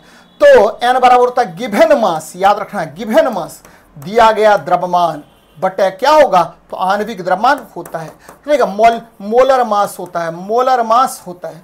और दिया गया द्रव्यमान कितना है भाई मेरे? देखिए 30 ग्राम है तो 30 ग्राम है। और H2O कितना होता है? तो भाई मेरे H2O देखिए H कितना हुआ? तो 1 गुना 2 प्लस कितना? 16 है ना, ऑक्सीजन का 16, तो 18 ग्राम हो गया। और 18 ग्राम हो गया। तो देखिए बच्चे 30 बट्टा 18 कर दीजिए भाई मेरे। ठीक है, काटिए, 6 पंचे 30 और 6 3 18 और देखिए 5 बट्टे 3 आ गया। तो कितना आएगा भाई मेरे? तो ये आ जाएगा 16 3 48, 1.66 आएगा। आंसर क्या होगा? तो आपको सी नंबर हो जाएगा। ध्यान में रखना है, ये मोल है। क्या है? मोल है। मैंने क्या बताया कि नंबर ऑफ मोल्स जैसे ही प्रश्न आए भाई मेरे तो आपको याद रखना है कि दिया गया द्रव्यमान बटे क्या होता है? तो दिया गया द्रव्यमान बटे क्या होगा? तो आणविक द्रव्यमान होता है, आणविक द्रव्यमान होता है। इसे ही आप क्या कहते हैं? तो भाई मेरे इसे ही कहते हैं नंबर ऑफ मोल्स, मोलों की संख्या कहा जाता है। बड़ा अच्छा सवाल है। नेक्स्ट देखते हैं। कह रहा है 1 मोल CO2 में क्या होता है? भाई बड़ा अच्छा प्रश्न है और इसको थोड़ा सा देख लेना पड़ेगा। क्या देखना पड़ेगा? 1 मोल। भाई मेरे जब भी 1 मोल की बात करेगा, 1 मोल में क्या होता है? 1 मोल CO2 में क्या होता है? तो भाई याद रखना है कि CO2 के कितने अणु होंगे? तो आपको पता है एक मोल में 6.022 इंटू 10⁻23 क्या होगा? तो CO2 के अणु होंगे, CO2 के अणु होंगे। ध्यान में रखना भाई, CO2 क्या है? तो ये अणु है, CO2 के अणु होंगे, है ना, ये अणु होंगे। चलिए अच्छी बात है। अब अगर बात करें क्या होगा तो ये देखिए, ठीक है, कार्बन के कितने? तो कार्बन के 6.022 इंटू 10⁻23 क्या होगा? तो भाई इंटू कार्बन का 1 परमाणु है तो 1 परमाणु कर दीजिए, इतना परमाणु हो गया कार्बन का, है ना। 1 परमाणु किसका? कार्बन के इतने परमाणु, कार्बन के परमाणु हो गए। प्लस अब देखिए 6.022 इंटू 10⁻23 क्या होगा? तो ऑक्सीजन के कितने परमाणु? तो 2 परमाणु है ना। तो 2 गुना 2 कर दीजिए, ऑक्सीजन के परमाणु एकदम ध्यान में रखिएगा, ऑक्सीजन के परमाणु। यानी आपको 1 मोल में कितना कार्बन के परमाणु? तो बच्चे कार्बन के 6.022 इंटू 10⁻23 कार्बन के परमाणु, क्योंकि कार्बन 1 है ना। और ऑक्सीजन के कितने? तो चूंकि ऑक्सीजन O2 है इसीलिए यहां पर क्या हुआ? तो ऑक्सीजन के 2 परमाणु आ गए बच्चे, एकदम ध्यान में रखना है। तो कुल परमाणु कितना होगा? तो डायरेक्ट भी कर सकते थे, क्या कर सकते थे कि 6.022 इंटू 10⁻23 गुना किया। अब बच्चे तो कार्बन का 1 ऑक्सीजन का 3 तो 3 परमाणु, है ना, 3 परमाणु हो जाता है ना। याद रखना है ये होता 1 मोल में, किसके? Carbon dioxide, 1 mole carbon dioxide में। अब प्रश्न पर आते हैं। कह रहा है कि 6.022 इंटू 10⁻23 कार्बन परमाणु, यही मैंने लिखा है ना, तो ये सही है। चलिए 6.022 इंटू 10⁻23 ऑक्सीजन परमाणु, बच्चे मैंने यहाँ 2 गुना किया है ना, तो ये गलत हो गया, नहीं होगा। 18.1 गुना 10⁻23 अणु, बच्चे अणु मैंने क्या कहा था? तो अणु इतना ही 6.022 इंटू 10⁻23 अणु। अगर परमाणु होता तब क्या करते? 3 से गुना कर देते, तब मान सकते कि इतना हो जाता, लेकिन ये अणु है तो ये नहीं होगा। आंसर क्या होगा? केवल और केवल ए नंबर होगा भाई मेरे। देखिए कितना लाजवाब सवाल है और इसको एकदम जैसे मैं बता रहा हूं उसी तरह से ध्यान में रखनी है। चलिए अगले प्रश्न पर बात करते हैं। अब देखिए ये क्या है ध्यान देना भाई मेरे। कह रहा है कि एक तत्व X क्लोरीन के साथ मिलकर एक यौगिक HCl बनाता है ना। ये HCl बना लिया, कोई बात नहीं है। X को आवर्त सारणी में बाईं ओर, बच्चे बाईं ओर रखे तो ये धातु होगा, और सबसे बाईं अगर बात करें तो क्या होगा? तो भाई मेरे क्षार धातु होगा। क्षार धातु होगा। और जब क्षार धातु होगा यानी अल्कली मेटल्स होगा, तब आपको पता है कि सबसे बाएं होगा। और इसमें कौन कौन आएगा, तो लिथियम आएगा, सोडियम आएगा, पोटेशियम आएगा। ध्यान में रखना भाई मेरे, लिथियम आएगा, सोडियम आएगा और पोटेशियम आएगा। बड़ी अच्छी बात है, लिथियम, सोडियम, पोटेशियम आ गया। और ये क्या होगा, तो बच्चे इसके अंतिम कक्षा में एक इलेक्ट्रॉन, यहां देखिए इसमें एक संयोजी इलेक्ट्रॉन होता है, ये एकदम सही है ना। यह धातु है और ठोस होता है। तो बच्चे लिथियम, सोडियम, पोटेशियम क्या है, तो अंतिम कक्षा में एक इलेक्ट्रॉन, एकदम याद रखिए अंतिम कक्षा में एक इलेक्ट्रॉन। बहुत अच्छी बात है, एक इलेक्ट्रॉन, ये पहली बात। दूसरी बात क्या बच्चे, कि यह क्या है, धातु है और मुलायम ठोस है। धातु है और ये क्या होता है, मुलायम ठोस है। एकदम ध्यान में रखना भाई मेरे, मुलायम ठोस होता है, ठोस होता है। बहुत अच्छी बात है। अब क्या होगा, तो यह ये क्या है, धातु, और धातु है और ठोस है, तो ये भी सही है ना। तो ये एक नंबर सही है। और क्या है, 2 नंबर। बच्चे यह धातु और गैस है, गलत बात है। यह धातु है और गैस है, ये भी गलत बात है ना। दोनों पता नहीं क्या है, क्वेश्चन पढ़वे नहीं करता है यहाँ पर, है ना। तो ये ध्यान में रखिएगा, ये दोनों गड़बड़ है, 3 और 4 गड़बड़ है। तो 1 और 2 आपको आंसर सही होना चाहिए। तो बच्चे इसमें केवल 3 है, गलत बात है ना। कह रहा है क्या, सही या गलत, सही पूछ रहा है, तो सही पूछ रहा है। तो 3 और 4 अगर रहता तो मार देते हम। यहाँ देखिए केवल 1, 2 और 3, ये भी गड़बड़ है ना। आंसर क्या हो जाएगा, उपर्युक्त में से एक, उपर्युक्त में से कोई नहीं आपको मिल रहा है इसमें आंसर, है ना भैया। क्या होगा, आपको आंसर सही है 1 और 2, 1 और 2 आपका सही है, बाकी सब गलत है। 1 और 2 सही है, ध्यान में रखिएगा भाई मेरे। इसका आंसर क्या होगा, 1 और 2 सही है। नेक्स्ट देखते हैं, कारण निम्नलिखित रासायनिक प्रक्रियाओं पर विचार कीजिए। बड़ा अच्छा प्रश्न है। CO+H2 को क्या कहते हैं भाई मेरे, CO+H2 को याद रखिएगा, इसको सिंथेसिस गैस या सिन गैस कहते हैं। सिन गैस कहा जाता है, सिन गैस, या आप कहते हैं SYN सिन गैस कहते हैं। और याद रखिएगा इस CO+H2 को यदि, ध्यान दीजिए बच्चे, 3 काम करेंगे। उच्च दाब भाई मेरे, उच्च दाब, है ना। यहां प्रेशर ले लीजिए कितना, 200 से 300 एटमॉस्फेयर, 200 से 300 एटमॉस्फेयर प्रेशर ले लिए बच्चे, ठीक है। दूसरा उच्च ताप, उच्च दाब और उच्च ताप, है ना, उच्च ताप, ये कितना, तो भाई मेरे ताप कितना लेंगे, तो ताप 300 से 400 डिग्री सेल्सियस ले लीजिए। और क्या, तो उत्प्रेरक, उत्प्रेरक, है ना, उत्प्रेरक, ये देखिए कैटलिस्ट भी ले लिए, उत्प्रेरक भी ले लिए। कौन सा उत्प्रेरक लेंगे, तो भाई मेरे, ठीक है, यहां ले लेंगे जिंक ऑक्साइड, है ना, जिंक या कॉपर ऑक्साइड, जिंक या कॉपर ऑक्साइड लेंगे, जिंक या कॉपर ऑक्साइड लेंगे। तो ये क्या होगा, तो भाई ये जो है बन जाएगा CH3, ठीक है, OH, CH3OH। इसको क्या बोलते हैं, तो मिथेनॉल कहते हैं। क्या कहते हैं, मिथेनॉल कहते हैं। ध्यान में रखिएगा, ये मिथेनॉल बनाने की सबसे, ठीक है, प्रमुख विधि है। क्या मैंने कहा कि जब सिन गैस को उच्च दाब उत्प्रेरक जिंक या कॉपर ऑक्साइड की उपस्थिति में अभिक्रिया करवाते हैं तो आपको मिथेनॉल बनता है। क्या बनता है भाई मेरे, मिथेनॉल बनता है। तो ये बड़ा अच्छा प्रश्न है, तो ध्यान में रखनी चाहिए। बहुत अच्छा सवाल है। नेक्स्ट देखते हैं, कह शुद्ध नाइट्रोजन किस अभिक्रिया द्वारा प्राप्त होता है। बड़ी टेंशन है भाई, कैसे पकड़ेंगे इस सवाल को, है ना, बड़ा मजेदार है ना। कैसे पकड़ेंगे भाई, ध्यान देना है मेरी बात को। यहां देखिए, ये अमोनियम क्रोमेट है, अमोनियम क्रोमेट है, कोई बात नहीं है।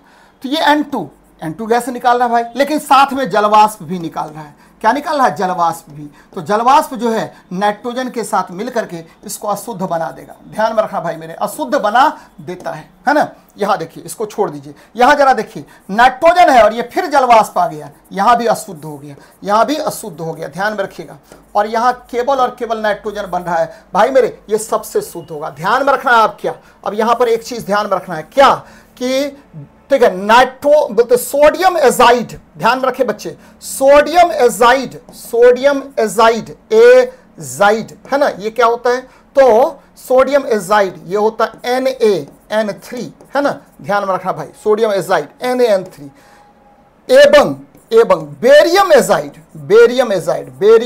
एजाइड, है ना। ये क्या होता भाई मेरे, तो बेरियम एजाइड Ba, है ना, N3 से के अपघटन से, याद रखना, के अपघटन से, है ना, सबसे शुद्ध ठीक है, नाइट्रोजन प्राप्त होता है, कि अपघटन से सर्वाधिक शुद्ध नाइट्रोजन प्राप्त होता है। एकदम नोट डाउन कर लेना भाई मेरे, सर्वाधिक शुद्ध नाइट्रोजन प्राप्त होता है, शुद्ध नाइट्रोजन प्राप्त होता है, नाइट्रोजन प्राप्त होता है। ये बड़ा मस्त कंसेप्ट है, प्राप्त होता है किससे? तो इस प्रक्रिया द्वारा। तो ये देखिए आंसर क्या होगा, BaNO3 होल 2 यानी Ba+3N2, ये आंसर आपका हो जाएगा। मैंने क्या कहा, बेरियम एजाइड और सोडियम एजाइड को जब आप अपघटन कराते हैं तो क्या होगा, सबसे शुद्ध नाइट्रोजन प्राप्त होता है। इसको एकदम गांठ बांध करके रख लीजिए, अगर आपको सबसे शुद्ध नाइट्रोजन प्राप्त करना है तो इसी विधि द्वारा प्राप्त करेंगे।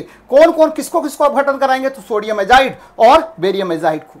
देखिए मार्कोनिकॉफ का नियम किस अभिक्रिया पर लागू होता है, बड़ा अच्छा सवाल है भाई मेरे, है ना। क्या करेंगे क्या करेंगे क्या करेंगे, कैसे बनाएंगे, तो दो बातें बहुत बड़ा इंपॉर्टेंट है।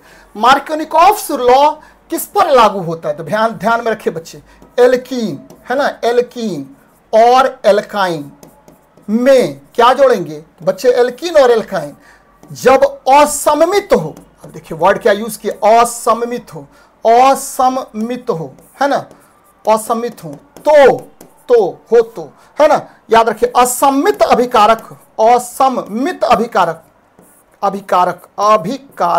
है ना,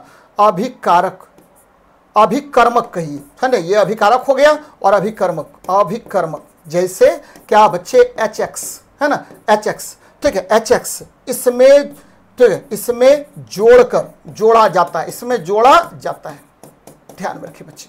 मैंने कहा क्या, असममित, अनसिमेट्रिकल बोलते हैं, इंग्लिश में क्या बोलते हैं, अनसिमेट्रिकल में असममित अभिकर्मक जोड़ते हैं। ये देखिए अगर ये समान होता, जैसे क्लोरीन, मान लीजिए क्लोरीन हो जाता है, Cl2 हो जाता है, जैसे ब्रोमीन हो जाता है, तो इसको क्या बोलते, तो भाई मेरे इसको सममित बोलते, असममित नहीं बोलते। असममित होने के लिए अलग अलग परमाणु होना पड़ेगा और अलग अलग हाइड्रोजन की संख्या भी होनी पड़ेगी, तभी जाकर के वो असममित होगा। फिर से मैं रिपीट कर रहा हूं, असममित होने के लिए समान हाइड्रोजन के परमाणु नहीं होंगे, है ना। किसी भी यौगिक में अगर समान हाइड्रोजन के परमाणु हो गए तो क्या होगा, सममित होता है। याद रखना बच्चे, समान हाइड्रोजन परमाणु, हाइड्रोजन के परमाणु अगर है के परमाणु, तो उसको क्या बोलेंगे, तो बच्चे सामेट्रिकल कहते हैं, सामेट्रिकल कहते हैं। बड़ा अच्छा कंसेप्ट है, सामेट्रिकल कहते हैं। चलिए ना एग्जांपल देखते हैं ना, बड़ा मजा आएगा इसमें, है ना। ये देखिए HCl और देखिए CH2 और CS2 है, समान हाइड्रोजन का परमाणु है, इसमें नहीं जुड़ेगा क्योंकि सामेट्रिकल है बच्चे, सामेट्रिकल है, इसमें HCl नहीं जुड़ेगा, है ना। ये है एल्कीन, लेकिन मैंने कहा असममित। जरा इस पर देखिए, ये फिर सममित आ गया, Cl2 सममित है, सामेट्रिकल है। तो ये देखिए यहाँ पर क्या है, अलग अलग जरूर है लेकिन इसमें नहीं जुड़ेगा। अब देखना भाई मेरे, ध्यान में रखना है, ये देखिए HBr है ना, ये देखिए HX और ये देखिए, ठीक है, यहाँ पर क्या है, 3 हाइड्रोजन के परमाणु हैं, यहाँ कितना है, तो 2 हाइड्रोजन के परमाणु हैं, तो दोनों तरफ हाइड्रोजन के परमाणु भिन्न भिन्न हो गए, इसीलिए इसको बोलते हैं अनसिमेट्रिकल, असममित कहते हैं। तो इसमें जुड़ जाएगा। और ये देखिए कैसे जुड़ेगा भाई, कैसे जुड़ेगा, आप बोलिएगा कि सर ठीक है, ये देखिए H+ में टूट गया और Br- में टूट गया। ध्यान में रखना बच्चे, कैसे जुड़ेगा, तो मार्कोनिकॉफ रूल्स के अनुसार, ठीक है, नेगेटिव आयन उसके पास जाएगा जहां पर हाइड्रोजन कम है, ये देखिए इसके पास गया, और ठीक है बच्चे, ठीक है, जिसके पास हाइड्रोजन अधिक होगा उसमें जाकर के धनात्मक आयन जुड़ेगा। तो क्या बन जाएगा, ये देखिए बन गया CH3 CHBr और क्या, तो बच्चे CH3, है ना, ये बन गया। तो ध्यान में रखना है, देखिए कैसे कंपाउंड का फॉर्मेशन होता है। तो मार्कोनिकॉफ ने क्या कहा कि एल्कीन और एल्काइन में जब आप, ठीक है, असममित अभिकर्मक जोड़ते हैं, यानी प्लस और माइनस, ठीक है, आयन जब जोड़ेंगे तो उसके लिए भी एक नियम दिया गया मार्कोनिकॉफ के द्वारा, जिसे मार्कोनिकॉफ रूल्स कर या लॉ कहा जाता है बच्चे। तो आंसर क्या होगा, तो आंसर ये वाला होगा। ध्यान में रखना भाई मेरे, बड़ा मस्त कंसेप्ट है ना। कभी कभी पूछ देगा इस तरह का सवाल और आपको फंसा देगा। यहां देखिए, निम्नलिखित में से किसका प्रयोग प्राकृतिक एंटीऑक्सीडेंट में करते हैं, तो एंटीऑक्सीडेंट का मतलब क्या हुआ, जो ऑक्सीकरण को कम करेगा। एंटीऑक्सीडेंट का मतलब हो गया क्या बच्चे, तो ऑक्सीकरण को कम करता है, यानी ऑक्सीकरण के कारण ही कोई पदार्थ खराब होता है, बासी होता है ना। याद रखना है कि एंटीऑक्सीडेंट ऑक्सीकरण को कम करता है, और ये 2 प्रकार के होते हैं, कम करता है। कितने प्रकार के होंगे, तो भाई मेरे ये 2 प्रकार का होता है, 2 प्रकार का होता है। एक होता है प्राकृतिक और दूसरा होता है कृत्रिम। प्राकृतिक आप देखिएगा कि मम्मी जो है ना, घी जब बनाती है तो तेज पत्ता उसमें डाल देती है ना। प्राकृतिक और क्या होता है, कृत्रिम होता है। कृत्रिम बोलते हैं आपको एंटीऑक्सीडेंट होता है। तो प्राकृतिक में कौन कौन होगा, तो साइट्रिक एसिड देखिएगा, मम्मी अचार बनाती है उसमें नींबू का रस डालती है ना। या आप देखिएगा कि हम लोग नमक डालते हैं, नमक भी आपको एंटीऑक्सीडेंट है। बच्चे हम क्या डालेंगे, तो हम डालते हैं एस्कॉर्बिक एसिड डालते हैं, है ना, एस्कॉर्बिक एसिड डालते हैं, ये भी एंटीऑक्सीडेंट होता है। ये सब क्या है, तो ये प्राकृतिक है ना। अब देखिए कृत्रिम पर बात करते हैं, तो दो चीज जो आपको बहुत ज्यादा पूछा जाता है, BST, ये क्या होता है, ये मैंने कई बार बताया है, ब्यूटाइलेटेड है ना, butylated hydroxyl toluene, hydroxyl toluene होता है भाई मेरे, हाइड्रोक्साइल टॉल्यूइन होता है। और दूसरा क्या होगा, तो बच्चे BHA होता है, इसको क्या बोलते हैं, तो ब्यूटाइलेटेड हाइड्रोक्सी एनिसोल। ये दोनों आपको कृत्रिम एंटीऑक्सीडेंट हैं, ब्यूटाइलेटेड हाइड्रोक्सी एनिसोल। आजकल ठीक है रेडी टू ईट वाले भोजन में इसका यूज करते हैं, हाइड्रोक्सी एनिसोल होता है ना। तो रेडी टू ईट वाला जो भोजन होता है उसमें भी आपको इसका यूज किया जाता है। ये कृत्रिम हो गया BST और BHA। तो बच्चे एस्कॉर्बिक एसिड जो है ये क्या है, तो भाई मेरे ये प्राकृतिक एंटीऑक्सीडेंट है, आंसर ए नंबर होगा। यहां देखिए BST है लिखा हुआ, ये कृत्रिम है, ये क्या है, कृत्रिम है। प्रोपेल गैलेट पता नहीं क्या है ना, ध्यान में रखिएगा कि ये ए नंबर इसका आंसर होगा। चलिए अगले प्रश्न पर बात करते हैं। HCl, बड़ा अच्छा सवाल है भाई मेरे, एकदम मेरे तरफ देखिएगा तो मजा आ जाएगा सवाल में, और इसमें प्राय सभी बच्चे गड़बड़ करते हैं। ये देखिए HCOH और NOH, ध्यान देना बच्चे हम कैसे बना रहे हैं। तो ये क्या है, तो ये क्या है, फॉर्मिक एसिड है, ये वीक एसिड है, ध्यान में रखिएगा वीक एसिड है ना। और देखिए भाई मेरे ये NaOH जो है ये क्या है, स्ट्रॉन्ग एसिड है, स्ट्रॉन्ग एसिड होता है। कौन, तो आपको हाँ जो स्ट्रॉन्ग बेस है, ना कि एसिड है, स्ट्रॉन्ग बेस होता है।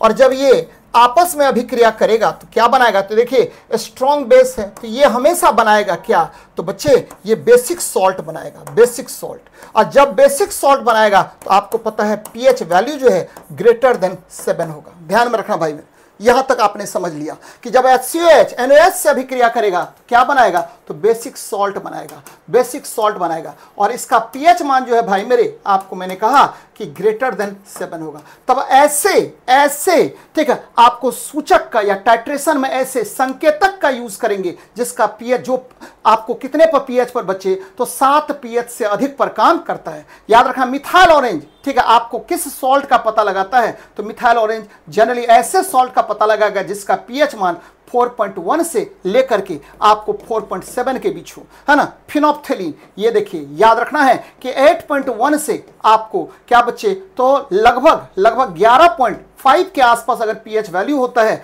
तो उसका संकेतक का पता लगाता है फिनोप्थेलिन। मिथाइल रेट जो है याद रखिएगा कि ये जो है आपको कितने का, तो बच्चे याद रखना है कि ये 5.8 से लेकर के ठीक है लगभग 6.4 के आसपास का जो पदार्थ होता है जिसका pH मान होता है उसका ये क्या करता है, तो पता लगाता है। तो आपको देखिए एग्जैक्ट pH वैल्यू नहीं पता चलेगा, लेकिन ये जरूर पता चल जाएगा कि बेसिक सॉल्ट है या क्या है, तो स्ट्रॉन्ग सॉल्ट है या क्या किस तरह का सॉल्ट है, ये पता चल जाएगा भाई मेरे। तो याद रखना है कि NaOH है तो आपको pH मान 7 से अधिक है, इसीलिए इसमें क्या होगा, तो भाई मेरे फिनोप्थेलिन सूचक का यूज करेंगे टाइट्रेशन में। तो बड़ा मस्त सवाल है और बहुत इंपॉर्टेंट है, बराबर आपसे क्वेश्चन पूछेगा, ध्यान में रखना है। ये टाइट्रेशन में किसका यूज करते हैं, तो अगर pH मान 7 से कम होता भाई मेरे, 7 से कम होता है ना, और स्ट्रॉन्ग क्या होता, सॉल्ट होता बच्चे, स्ट्रॉन्ग बेसिक सॉल्ट होता है, तब क्या करते, तो बोलते हैं स्ट्रॉन्ग एसिडिक सॉल्ट होता तो मिथाइल ऑरेंज का यूज करते।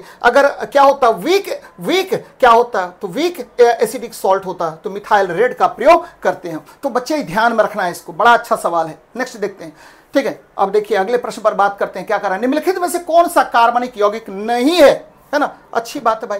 तो अच्छा कार्बनिक यौगिक कौन नहीं है, तो कार्बनिक यौगिक नहीं है तो अकार्बनिक यौगिक होगा। तो कार्बनिक यौगिक कौन नहीं होगा, ध्यान में रखना भाई मेरे, कार्बनिक यौगिक नहीं है, कौन कौन नहीं है जरा बताइए, कार्बनिक यौगिक नहीं है, कौन कौन नहीं है। तो भाई मेरे सबसे पहले आपको पता है क्या नहीं होगा, तो एक होगा कार्बन मोनोऑक्साइड, कार्बन डाइऑक्साइड, ठीक है। फिर क्या होगा, कार्बाइड, याद रखना कार्बाइड आपको क्या है, कार्बनिक यौगिक नहीं है। फिर क्या होगा भाई मेरे, तो ध्यान में रखिएगा कि कार्बाइड हो गया, कार्बोनेट है ना, बाइकार्बोनेट, ये भी आपको कार्बनिक यौगिक नहीं है। बाइकार्बोनेट ये भी आपको कार्बनिक यौगिक नहीं है। बराबर आपसे क्वेश्चन पूछेगा कि क्या नहीं है, तो बच्चे कार्बन मोनोऑक्साइड नहीं है, कार्बोनेट नहीं है, बाइकार्बोनेट नहीं है, कार्बाइड नहीं है, ये सब आपको ऑर्गेनिक कंपाउंड नहीं है। एकदम ध्यान में रखना भाई मेरे, ये सब ऑर्गेनिक कंपाउंड नहीं है। तो क्या है, तो ये सब क्या है, तो इनऑर्गेनिक कंपाउंड है ना। और भी देख लीजिए बच्चे, कार्बोनेट बाइकार्बोनेट ये सब ध्यान में रखिएगा। हीरा, हीरा आते हैं, हीरा, हीरा, ग्रेफाइट, ये सब क्या है तो ऑर्गेनिक कंपाउंड नहीं है। ग्रेफाइट कार्बन होने के बाद भी आपको क्या है, ये आपका ठीक है कार्बनिक यौगिक नहीं है। कार्बनिक यौगिक कौन होगा? अब ये प्रश्न आता है कि कार्बनिक यौगिक कौन होगा भाई मेरे, तो याद रखना है कि carbon carbon carbon carbon carbon carbon के बीच बंध हो, ध्यान में रखिएगा, बीच बंध पहला कंसेप्ट है, बंध हो। दूसरा क्या कंसेप्ट है बच्चे, कार्बन हाइड्रोजन के बीच बंध हो, कार्बन हाइड्रोजन के बीच बंध हो। तो ऐसा यौगिक जिसमें दो चीज हो, क्या होगा, कार्बन कार्बन के बीच बंध और कार्बन हाइड्रोजन के बीच बंध हो, ऐसे यौगिक को आप क्या कहते हैं, तो भाई मेरे ऐसे ही यौगिक को आप कहते हैं कार्बनिक यौगिक, है ना। ये जरूरी नहीं कि कार्बन हो तबे वो कार्बनिक यौगिक होगा। कार्बन कार्बन के बीच बंध हो, पहली बात, कार्बन हाइड्रोजन के बीच बंध अगर अवेलेबल हो तो ऐसे यौगिक को आप कार्बनिक यौगिक कहते हैं। अब आते हैं एथिल मैग्नीशियम ब्रोमाइड पर। ये देखिए C2H5, है ना, क्या होगा तो मिथिल एथिल हो गया और मैग्नीशियम ब्रोमाइड हो गया। क्या बच्चे, इसमें कार्बन के बीच बंध और कार्बन हाइड्रोजन के बीच बंध पाया जाएगा, ये कार्बनिक यौगिक है। अब आते हैं टेट्रा एथिल लेड। ये देखिए C2H5 हो गया और इथिल एथिल लेड की बात कर रहे थे बच्चे, PB4 PB ठीक है 4 हो गया है। Tetra ethyl lead, tetra ethyl lead की बात करें, टेट्रा एथिल लेड, है ना। तो याद रखना C2H5 और ये टेट्रा है बच्चे, लेड है PB है ना, ये फॉर्मूला हो गया। सोडियम एथॉक्साइड, ये क्या होगा तो C2H5, ध्यान रखिएगा C2H5, है ना, और ONA, ये देखिए सोडियम इथॉक्साइड हो गया, है ना। तो भाई इसमें भी आपको क्या होगा तो कार्बन कार्बन के बीच बंध, हाइड्रोजन कार्बन हाइड्रोजन के बीच बंध पाया जाएगा। तो इसमें से कहला कार्बनिक यौगिक नहीं है, तो सभी तो कार्बनिक यौगिक है, सभी कार्बनिक यौगिक है, नहीं क्या होगा, कोई नहीं है ऐसा। तो आंसर क्या होगा, उपरोक्त में से कोई नहीं। एकदम ध्यान में रखना भाई मेरे, जैसे कंसेप्ट बता रहे हैं उसी तरह से पकड़ना है सवाल को। रासायनिक अभिक्रिया में उत्प्रेरक निम्नलिखित में से किसमें परिवर्तन करता है? इन chemical reaction a catalyst changes which of the following. तो बच्चे कैटलिस्ट जो है याद रखना है कि रासायनिक अभिक्रिया में क्या होगा भाई मेरे, केमिकल रिएक्शन में कैटलिस्ट जो है, कैटलिस्ट यानी उत्प्रेरक जो है, ये क्या काम करेगा तो भाई मेरे सबसे पहले यह एक्टिवेशन एनर्जी को घटाता है। एक्टिवेशन एनर्जी यानी सक्रियण ऊर्जा, एक्टिवेशन एनर्जी को क्या करेगा भाई मेरे, ये घटाएगा, है ना, एनर्जी को घटा देगा। और क्या करेगा, रिएक्शन के रेट को बढ़ा देगा, रिएक्शन के रेट को क्या कर देगा, घटा देगा, ठीक है। फिर क्या करेगा, रिएक्शन के रेट को नियंत्रित कर देगा। ये तीनों काम करता है भाई मेरे, नियंत्रित करता है क्या करके, एक्टिवेशन एनर्जी को घटा करके। आप मेरे से पूछ सकते हैं कि सर ये संक्रियण ऊर्जा क्या होता है, तो जिस ऊर्जा पर कोई अभिकारक, ठीक है, ये देखिए अभिकारक है, जुड़ करके क्या बनाएगा, प्रतिफल बनाएगा, उस ऊर्जा को आप क्या कहते हैं, तो एक्टिवेशन एनर्जी कहते हैं। तो ये जितना कम होगा उतना ही जल्दी आपको, ठीक है, रिएक्टेंट जो है रिएक्ट करके क्या बनाएगा, प्रोडक्ट का निर्माण करेगा। तो भाई मेरे बी आपका आंसर हो जाएगा। बहुत अच्छा सवाल है भाई, बहुत बहुत महत्वपूर्ण है और आपको एकदम याद रखनी चाहिए, है ना बच्चे, एकदम ध्यान पूर्वक देखिए। चलिए तो ये ध्यान में रखिएगा तो मजा आ जाएगा। अगले प्रश्न पर बात करते हैं। क्या कह रहा है, कह रहा है CH2Cl2 में कार्बन की ऑक्सीकरण संख्या क्या है। तो देखिए oxidation number of carbon in CH2Cl2। देखिए बच्चे कार्बन का निकालना है, मान लेते हैं X है, कोई प्रॉब्लम नहीं। हाइड्रोजन का +1 होता है ना, गुना 2, और क्लोरीन का -1 होता है क्योंकि इलेक्ट्रोनेगेटिव एलिमेंट है और कुल ये केस पर कोई आवेश नहीं है, इसीलिए कुल ऑक्सीकरण संख्या क्या होगा, 0 होगा। तो 0 कर लीजिए। अब देखिए भाई x अब प्लस क्या 2 -2 बराबर क्या 0, ये कट ही गया। तो x बराबर दिस इंप्लाई x बराबर क्या होगा भाई मेरे 0 आ जाएगा, यानी आपको कार्बन की ऑक्सीकरण संख्या 0 हो जाएगी। देखिए एकदम बहुत महत्वपूर्ण है भाई मेरे। आगे बढ़ते हैं। C2H5OH का आयुपेक नाम क्या होता है? अच्छा प्रश्न है। ये देखिए C2H5OH, अच्छी बात है। देखिए इसको थोड़ा सा और एलिब्रेट करते हैं भाई मेरे। यहाँ देखिए C, ठीक है, 2H5OH है ना, ध्यान में रखिए। इसको थोड़ा सा मैंने कहा और एलिब्रेट करते हैं, CH3 CH2 और OH आ गया, है ना, ऐसे भी लिख सकते थे इसको। तो भाई मेरे ये क्या है, तो कार्बन 2 ठो है तो इथेन है ना, इथेन है। और याद रखना है जब भी आपको क्या होगा, तो जब भी अल्कोहल ग्रुप होता है तो याद रखिए अंत में OL जुड़ जाता है। तो क्या होगा, ई को रिमूव कर दीजिए, भॉवेल हो गया तो रिमूव कर देते हैं, इथेनॉल क्या हो जाएगा, इथेनॉल। तो आईपे के नाम हो गया इथेनॉल। क्या होगा, इथेनॉल। और याद रखिएगा कि इस इथेनॉल को क्या कहते हैं भाई, इस इथेनॉल को एकदम याद रखना है कि इसे क्या कहते हैं, तो याद रखिएगा इसको कहते हैं ग्रीन अल्कोहल, इसे ग्रीन अल्कोहल कहते हैं, अल्कोहल कहते हैं। बच्चे इसका बहुत सारा यूज करते हैं, जैसे पावर पेट्रोल में बराबर क्वेश्चन पूछेगा कि पावर पेट्रोल में किसका यूज करते हैं, तो इथेनॉल का यूज करते हैं, याद रखना है पावर पेट्रोल में, है ना। फिर किस में यूज करेंगे, तो भाई मेरे वाइन में इसका यूज किया जाता है, वाइन में। फिर किस में यूज किया जाता है, तो ध्यान में रखिएगा कि हम इसका यूज करते हैं बहुत सारे कंपाउंड के फॉर्मेशन में करते हैं। शराब में तो किए ही बच्चे, वाइन में भी इसका यूज किया जाता है, बृहद पैमाने पर होता है यूज, है ना। चलिए अगले प्रश्न पर बात करते हैं। बहुलीकरण किसमें दो या दो से अधिक रासायनिक रूप से भिन्न एक अलग भाग लेते हैं कहलाता है। देखिए पॉलीमराइजेशन इन विच टू और मोर केमिकल डिफरेंट मोनोमर्स।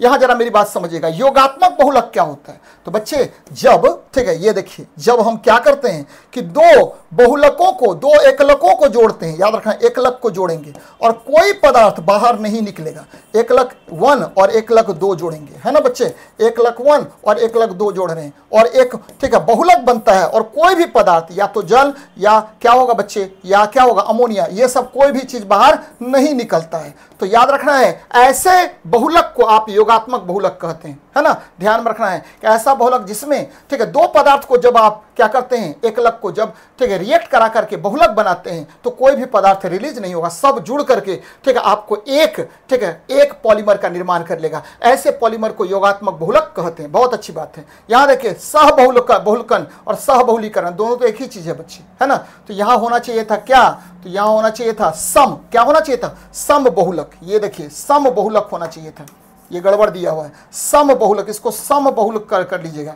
और इसको कर लीजिएगा होमोपॉलीमर, होमोपॉलीमर। ये क्या होता है, तो बच्चे जब इथीन, याद रखना इथीन, ये देखिए समान चीज है, ethene plus ethene plus ethene क्या बन गया, तो ये पॉलीथीन बन गया। ये समान बहुलक जब आपस में जुड़ता है तो बच्चे ऐसे बहुलक को क्या कहते हैं, तो आपको सम बहुलकन कहते हैं। सह बहुलकन क्या होता है, तो भाई मेरे यहां देखिए एक ले लेते हैं स्टाइरीन, है ना, स्टाइरीन ले लीजिए, ये अलग एकलक है, और दूसरा ले लीजिए बिटाडीन, है ना, बिटाडीन, ये ले लेते हैं। तो यहां देखिए ये अलग हो गया एकलक, ये मोनोमर है, अलग मोनोमर है, और ये क्या है, ये अलग मोनोमर है, दोनों आपस में जुड़ करके, ये मोनोमर 1 है और ये मोनोमर 2 है, और ये जुड़ करके आपको क्या होगा, एक बहुलक बना लेगा। यहां क्या बनाया, SBR रबड़ बोलते हैं, स्टाइरीन ब्यूटाडीन रबड़ कहा जाता है, SBR बोलते हैं। तो ये बहुलक बन गया, यानी अलग अलग एकलक है ना, जब जुड़ करके आपको एक बहुलक का निर्माण करे तो इसे बोलते हैं सह बहुलीकरण। और क्वेश्चन में क्या कह रहा है कि जिसमें दो या दो से अधिक रासायनिक रूप से भिन्न एकलक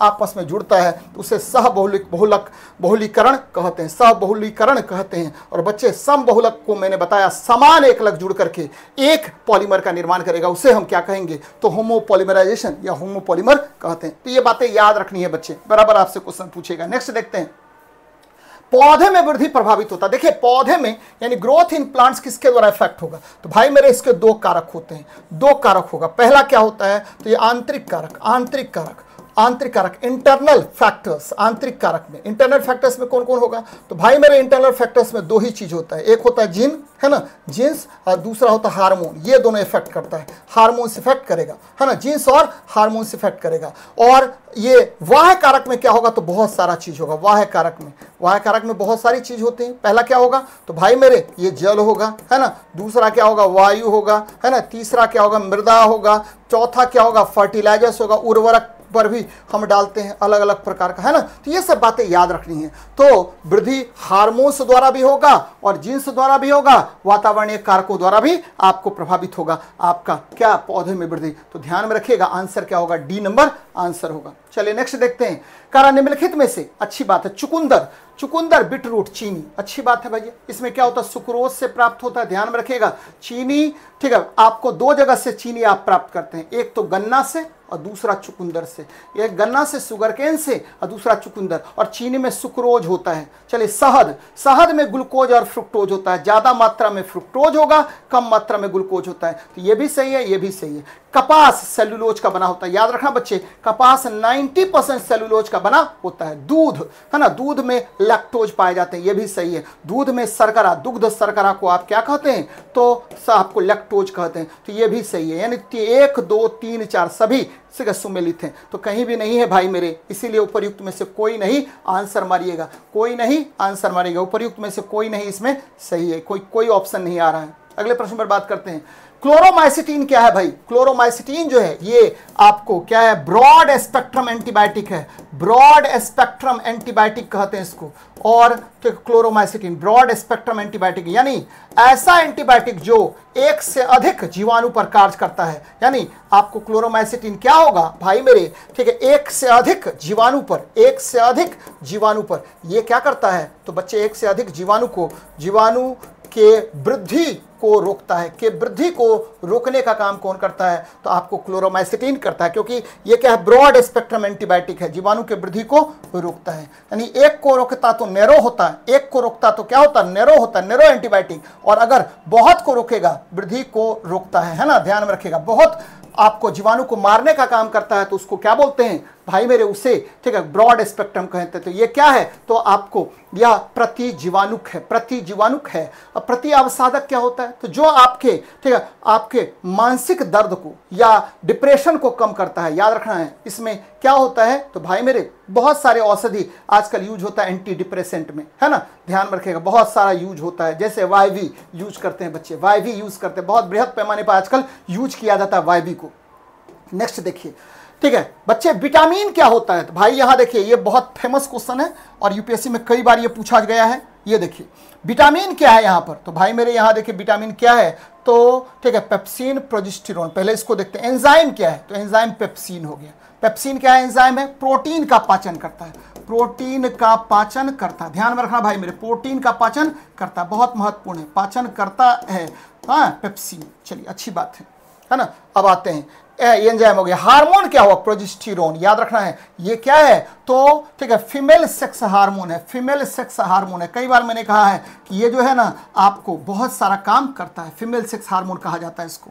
चलिए प्रोटीन, यहां पर क्या हुआ, प्रोटीन जो है बच्चे केरेटिन, केरेटिन प्रोटीन होता है जिसमें क्या होता है, तो आपको पता होनी चाहिए इससे क्या बनेगा, है ना।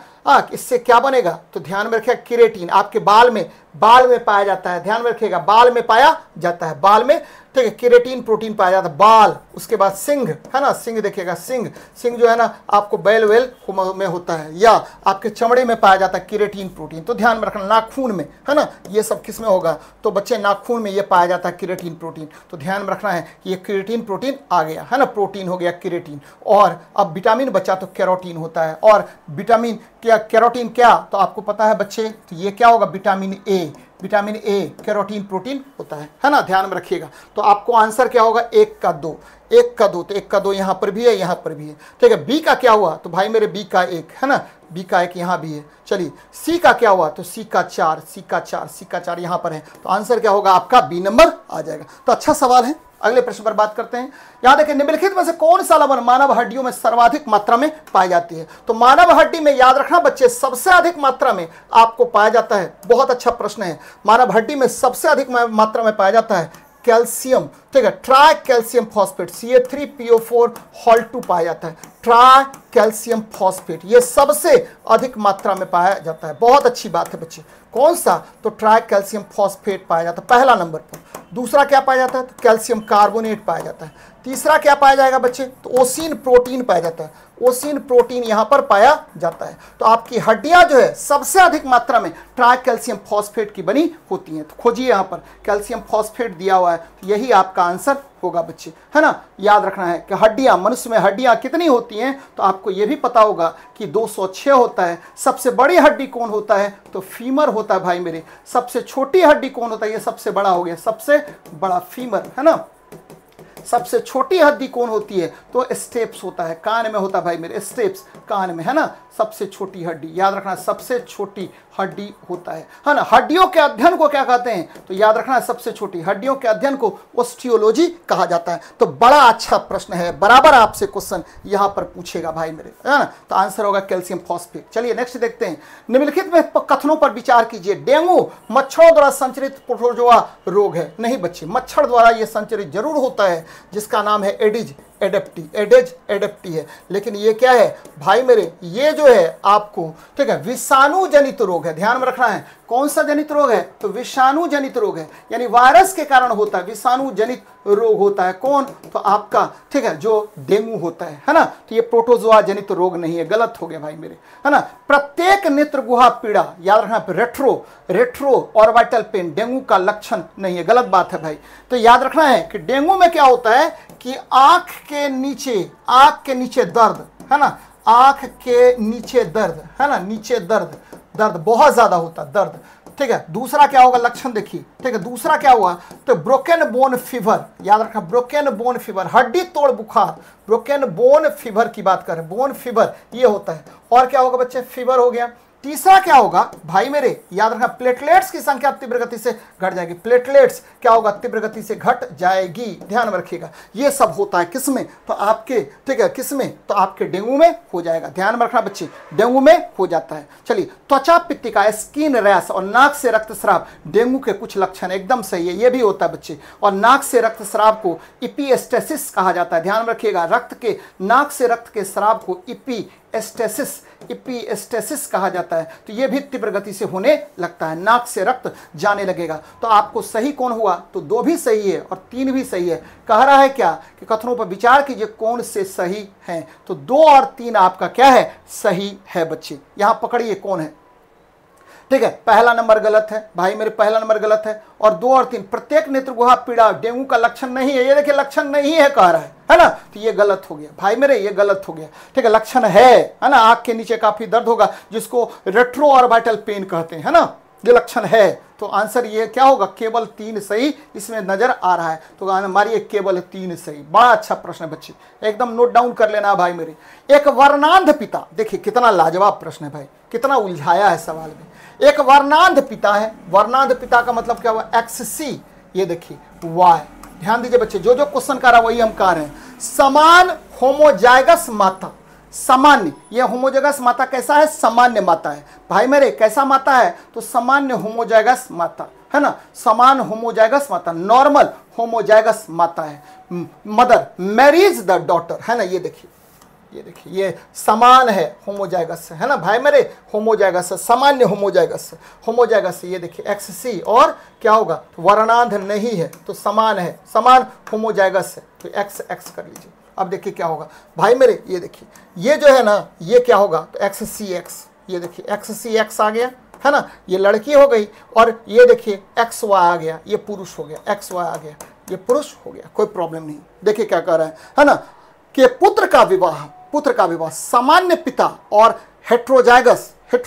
अब देखिए यहां पर थोड़ा सा गड़बड़ है बच्चे, होमोजाइगस का मतलब हुआ XC, है ना, तो XC, तो XC X हो गया, कोई प्रॉब्लम नहीं है ना, XC X हो गया, कोई प्रॉब्लम नहीं है ना, इसको गुना कीजिए, XC आ गया। और ये देखिए क्या हो जाएगा, तो XC और Y आ गया, है ना, XCY, यानी ये क्या होगा, तो वर्णांध पुत्र हो जाएगा, वर्णांध पुत्र हो गया, है ना। ध्यान में रखिए बच्चे, हेट्रोजाइगस और क्या बोलते हैं होमोजाइगस में ये अंतर है ना, XC ये मदर की बात कर रहे हैं। अब देखिए क्या कर रहा है, सामान्य पिता और हेट्रोजाइगस माता, है ना। अब क्या प्रॉब्लम हो, सामान्य पिता तो XY कर लीजिए, है ना, XY, सामान्य पिता और हेट्रोजाइगस माता, तो सामान्य पिता हेट्रोजाइगस माता, ये देखिए अब ये XCX आ गया, है ना। अब देखिए क्या हो जाएगा भाई मेरे, यहाँ पर देखिए क्या कह रहे हैं, तो ये XCX आ गया, याद रखना X, ठीक है, XC। चलिए ये देखिए XCY आ गया, है ना, दूसरा क्या हुआ, XCY आ गया, कोई प्रॉब्लम नहीं है ना। तीसरा क्या होगा बच्चे, तो XY आ गया, ये देखिए ये आ गया।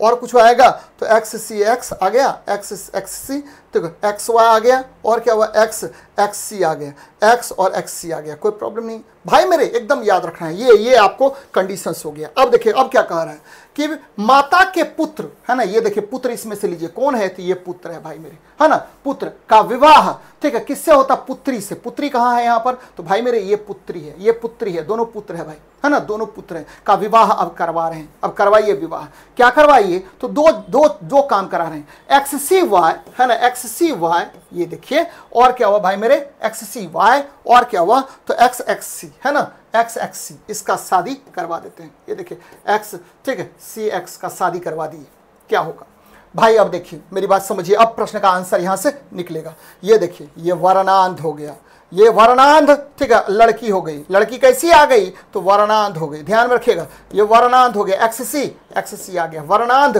पुत्री हो गया। फिर देखिए भाई मेरे, ये देखिए ये क्या हुआ, तो भाई ये देखिए ये आ गया क्या, तो ये आ गया एक्स सी एक्स आ गया, एक्स सी एक्स आ गया, है ना। ये देखिए ये क्या हुआ, तो ये पुत्र हो गया, पुत्र क्या हुआ, वर्णांध पुत्र भी होगा। अब चलते हैं और एक्स सी एक्स भी आएगा, एक्स सी एक्स भी आएगा। ये देखिए ये क्या है, एक्स सी एक्स, यानी ये क्या है, वर्णांध है बच्चे, तो नहीं है, तो ये वर्णांध नहीं है, कैरियर केवल है, क्या है, कैरियर केवल है। फिर क्या होगा, तो एक्स वाई भी होगा, है ना, एक्स वाई भी आएगा, ध्यान दीजिए मेरी बात पर, ये एक्स वाई भी आ गया, यानी इतना चीज हो गया।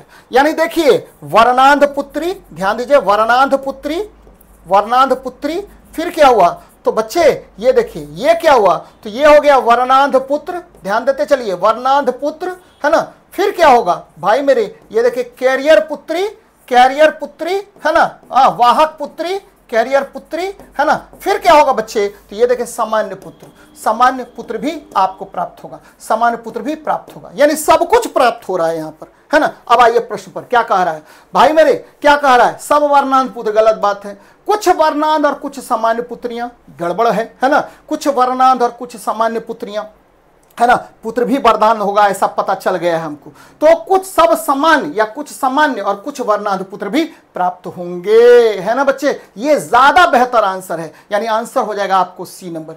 ये देखिए कुछ वर्णांध और कुछ सामान्य पुत्रियां, तो बच्चे क्या यहां सामान्य पुत्रियां प्राप्त हो रही हैं, जरा प्रश्न पर देखिए, क्या यहां सामान्य पुत्रियां प्राप्त हो रही हैं, कहीं भी नहीं प्राप्त हो रहा है, यहां वर्णांध पुत्री प्राप्त हो रहा है, वर्णांध पुत्री प्राप्त हो रहा है, ठीक है, वर्णांध पुत्र प्राप्त हो रहा है, कैरियर पुत्री प्राप्त हो रही है, कोई सामान्य पुत्री प्राप्त नहीं हो रहा है, इसीलिए ऑप्शन नंबर ये गड़बड़ हो गया, है ना। तो आंसर क्या हो जाएगा आपको सी नंबर होगा। तो ये बड़ा अच्छा प्रश्न है, याद रखना बच्चे, इसको नोट डाउन कर लीजिएगा, 2-3 बार प्रैक्टिस कीजिएगा, तब एग्जाम हॉल में आपसे बनेगा। चलिए, नवीनतम द्वितीयक जाइलम पाया जाता है, कहां पाया जाएगा भाई मेरे, तो ये देखिए संवहनी एधा के ठीक अंदर आपको पाया जाता है, वेस्कुलर कैम्बियम के आसपास पाया जाता है। ये देखिए नवीनतम कह रहा है कि नवीनतम द्वितीयक जाइलम, सेकेंडरी जाइलम की बात कर रहा है भाई मेरे। ये देखिए आपको पता है कि नवीनतम जो द्वितीयक जाइलम होता है, ये आपको छाल होता है, छाल के जस्ट नीचे पाया जाता है ना, जस्ट नीचे पाया जाएगा आपको जाइलम, याद रखना है, जाइलम पाया जाएगा, जो ठीक है क्या होता है, तो वेस्कुलर, ठीक है, कैम्बियम के जस्ट नीचे होता है, ध्यान में रखिएगा, के ठीक अंदर होता है। और प्राइमरी कहां होगा, तो बाहर होगा, फेलोजेन के ठीक बाहर क्या होता है, तो आपको फेलोजेन के ठीक बाहर प्राइमरी जाइलम होता है, प्राइमरी जाइलम होता है, एकदम ध्यान में रखना भाई मेरे। प्राइमरी जाइलम कहां होगा, तो भाई प्राइमरी जाइलम होता है, ठीक है, फेलोजेन के ठीक बाहर आपको, ठीक है, प्राइमरी जाइलम होता है, सेकेंडरी जाइलम अंदर होता है, संवहनी एधा के ठीक अंदर होता है, कैम्बियम के, वेस्कुलर कैम्बियम के जस्ट अंदर होता है। और जाइलम क्या काम करता है, तो आपको पता है कि जड़ से पत्तियों तक, जड़ से कहां तक, पत्तियों तक जल का प्रवाह करता है, पत्तियों तक जल का प्रवाह करेगा बच्चे, पत्तियों तक जल का प्रवाह करता है। तो बड़ा अच्छा सवाल है बच्चे, जल का प्रवाह करता है, तो आंसर क्या होगा आपको, संवहनी एधा के ठीक अंदर होता है। नेक्स्ट देखते हैं भाई मेरे, मस्तिष्क के कौन से भाग रक्तचाप को नियंत्रित करता है, तो भाई मेरे मस्तिष्क के, याद रखना, रक्तचाप को नियंत्रित कौन करेगा, ब्लड प्रेशर को कौन नियंत्रित करेगा, तो बहुत सारे फैक्टर्स होते हैं। पहला फैक्टर कौन है, पूंछ, याद रखना, पूंछ श्वसन दर का नियंत्रण करता है, श्वसन दर, उससे रक्तचाप नियंत्रित होता है, श्वसन दर। दूसरा याद रखना है मेडुला ऑब्लोंगेटा, है ना, मेडुला, मेडुला करेगा बच्चे, मेडुला करता है, ये भी रक्तचाप का नियंत्रण करता है। तीसरा हाइपोथैलेमस करता है, हाइपोथैलेमस आपको रक्तदाब का नियंत्रण करता है, थैलेमस करता है। और चौथा बच्चे सेरेबेलम करता है, यानी गति के द्वारा यह क्या करेगा, तो आपको शरीर के गति के द्वारा यह आपके, ठीक है, का नियंत्रण करता है, रक्त दाब का या रक्तचाप का नियंत्रण करता है। तो पोन्स, मेडुला और सेरिबेलम ये तो यहाँ है, लेकिन हाइपोथैलेमस देखिए यहाँ पर है।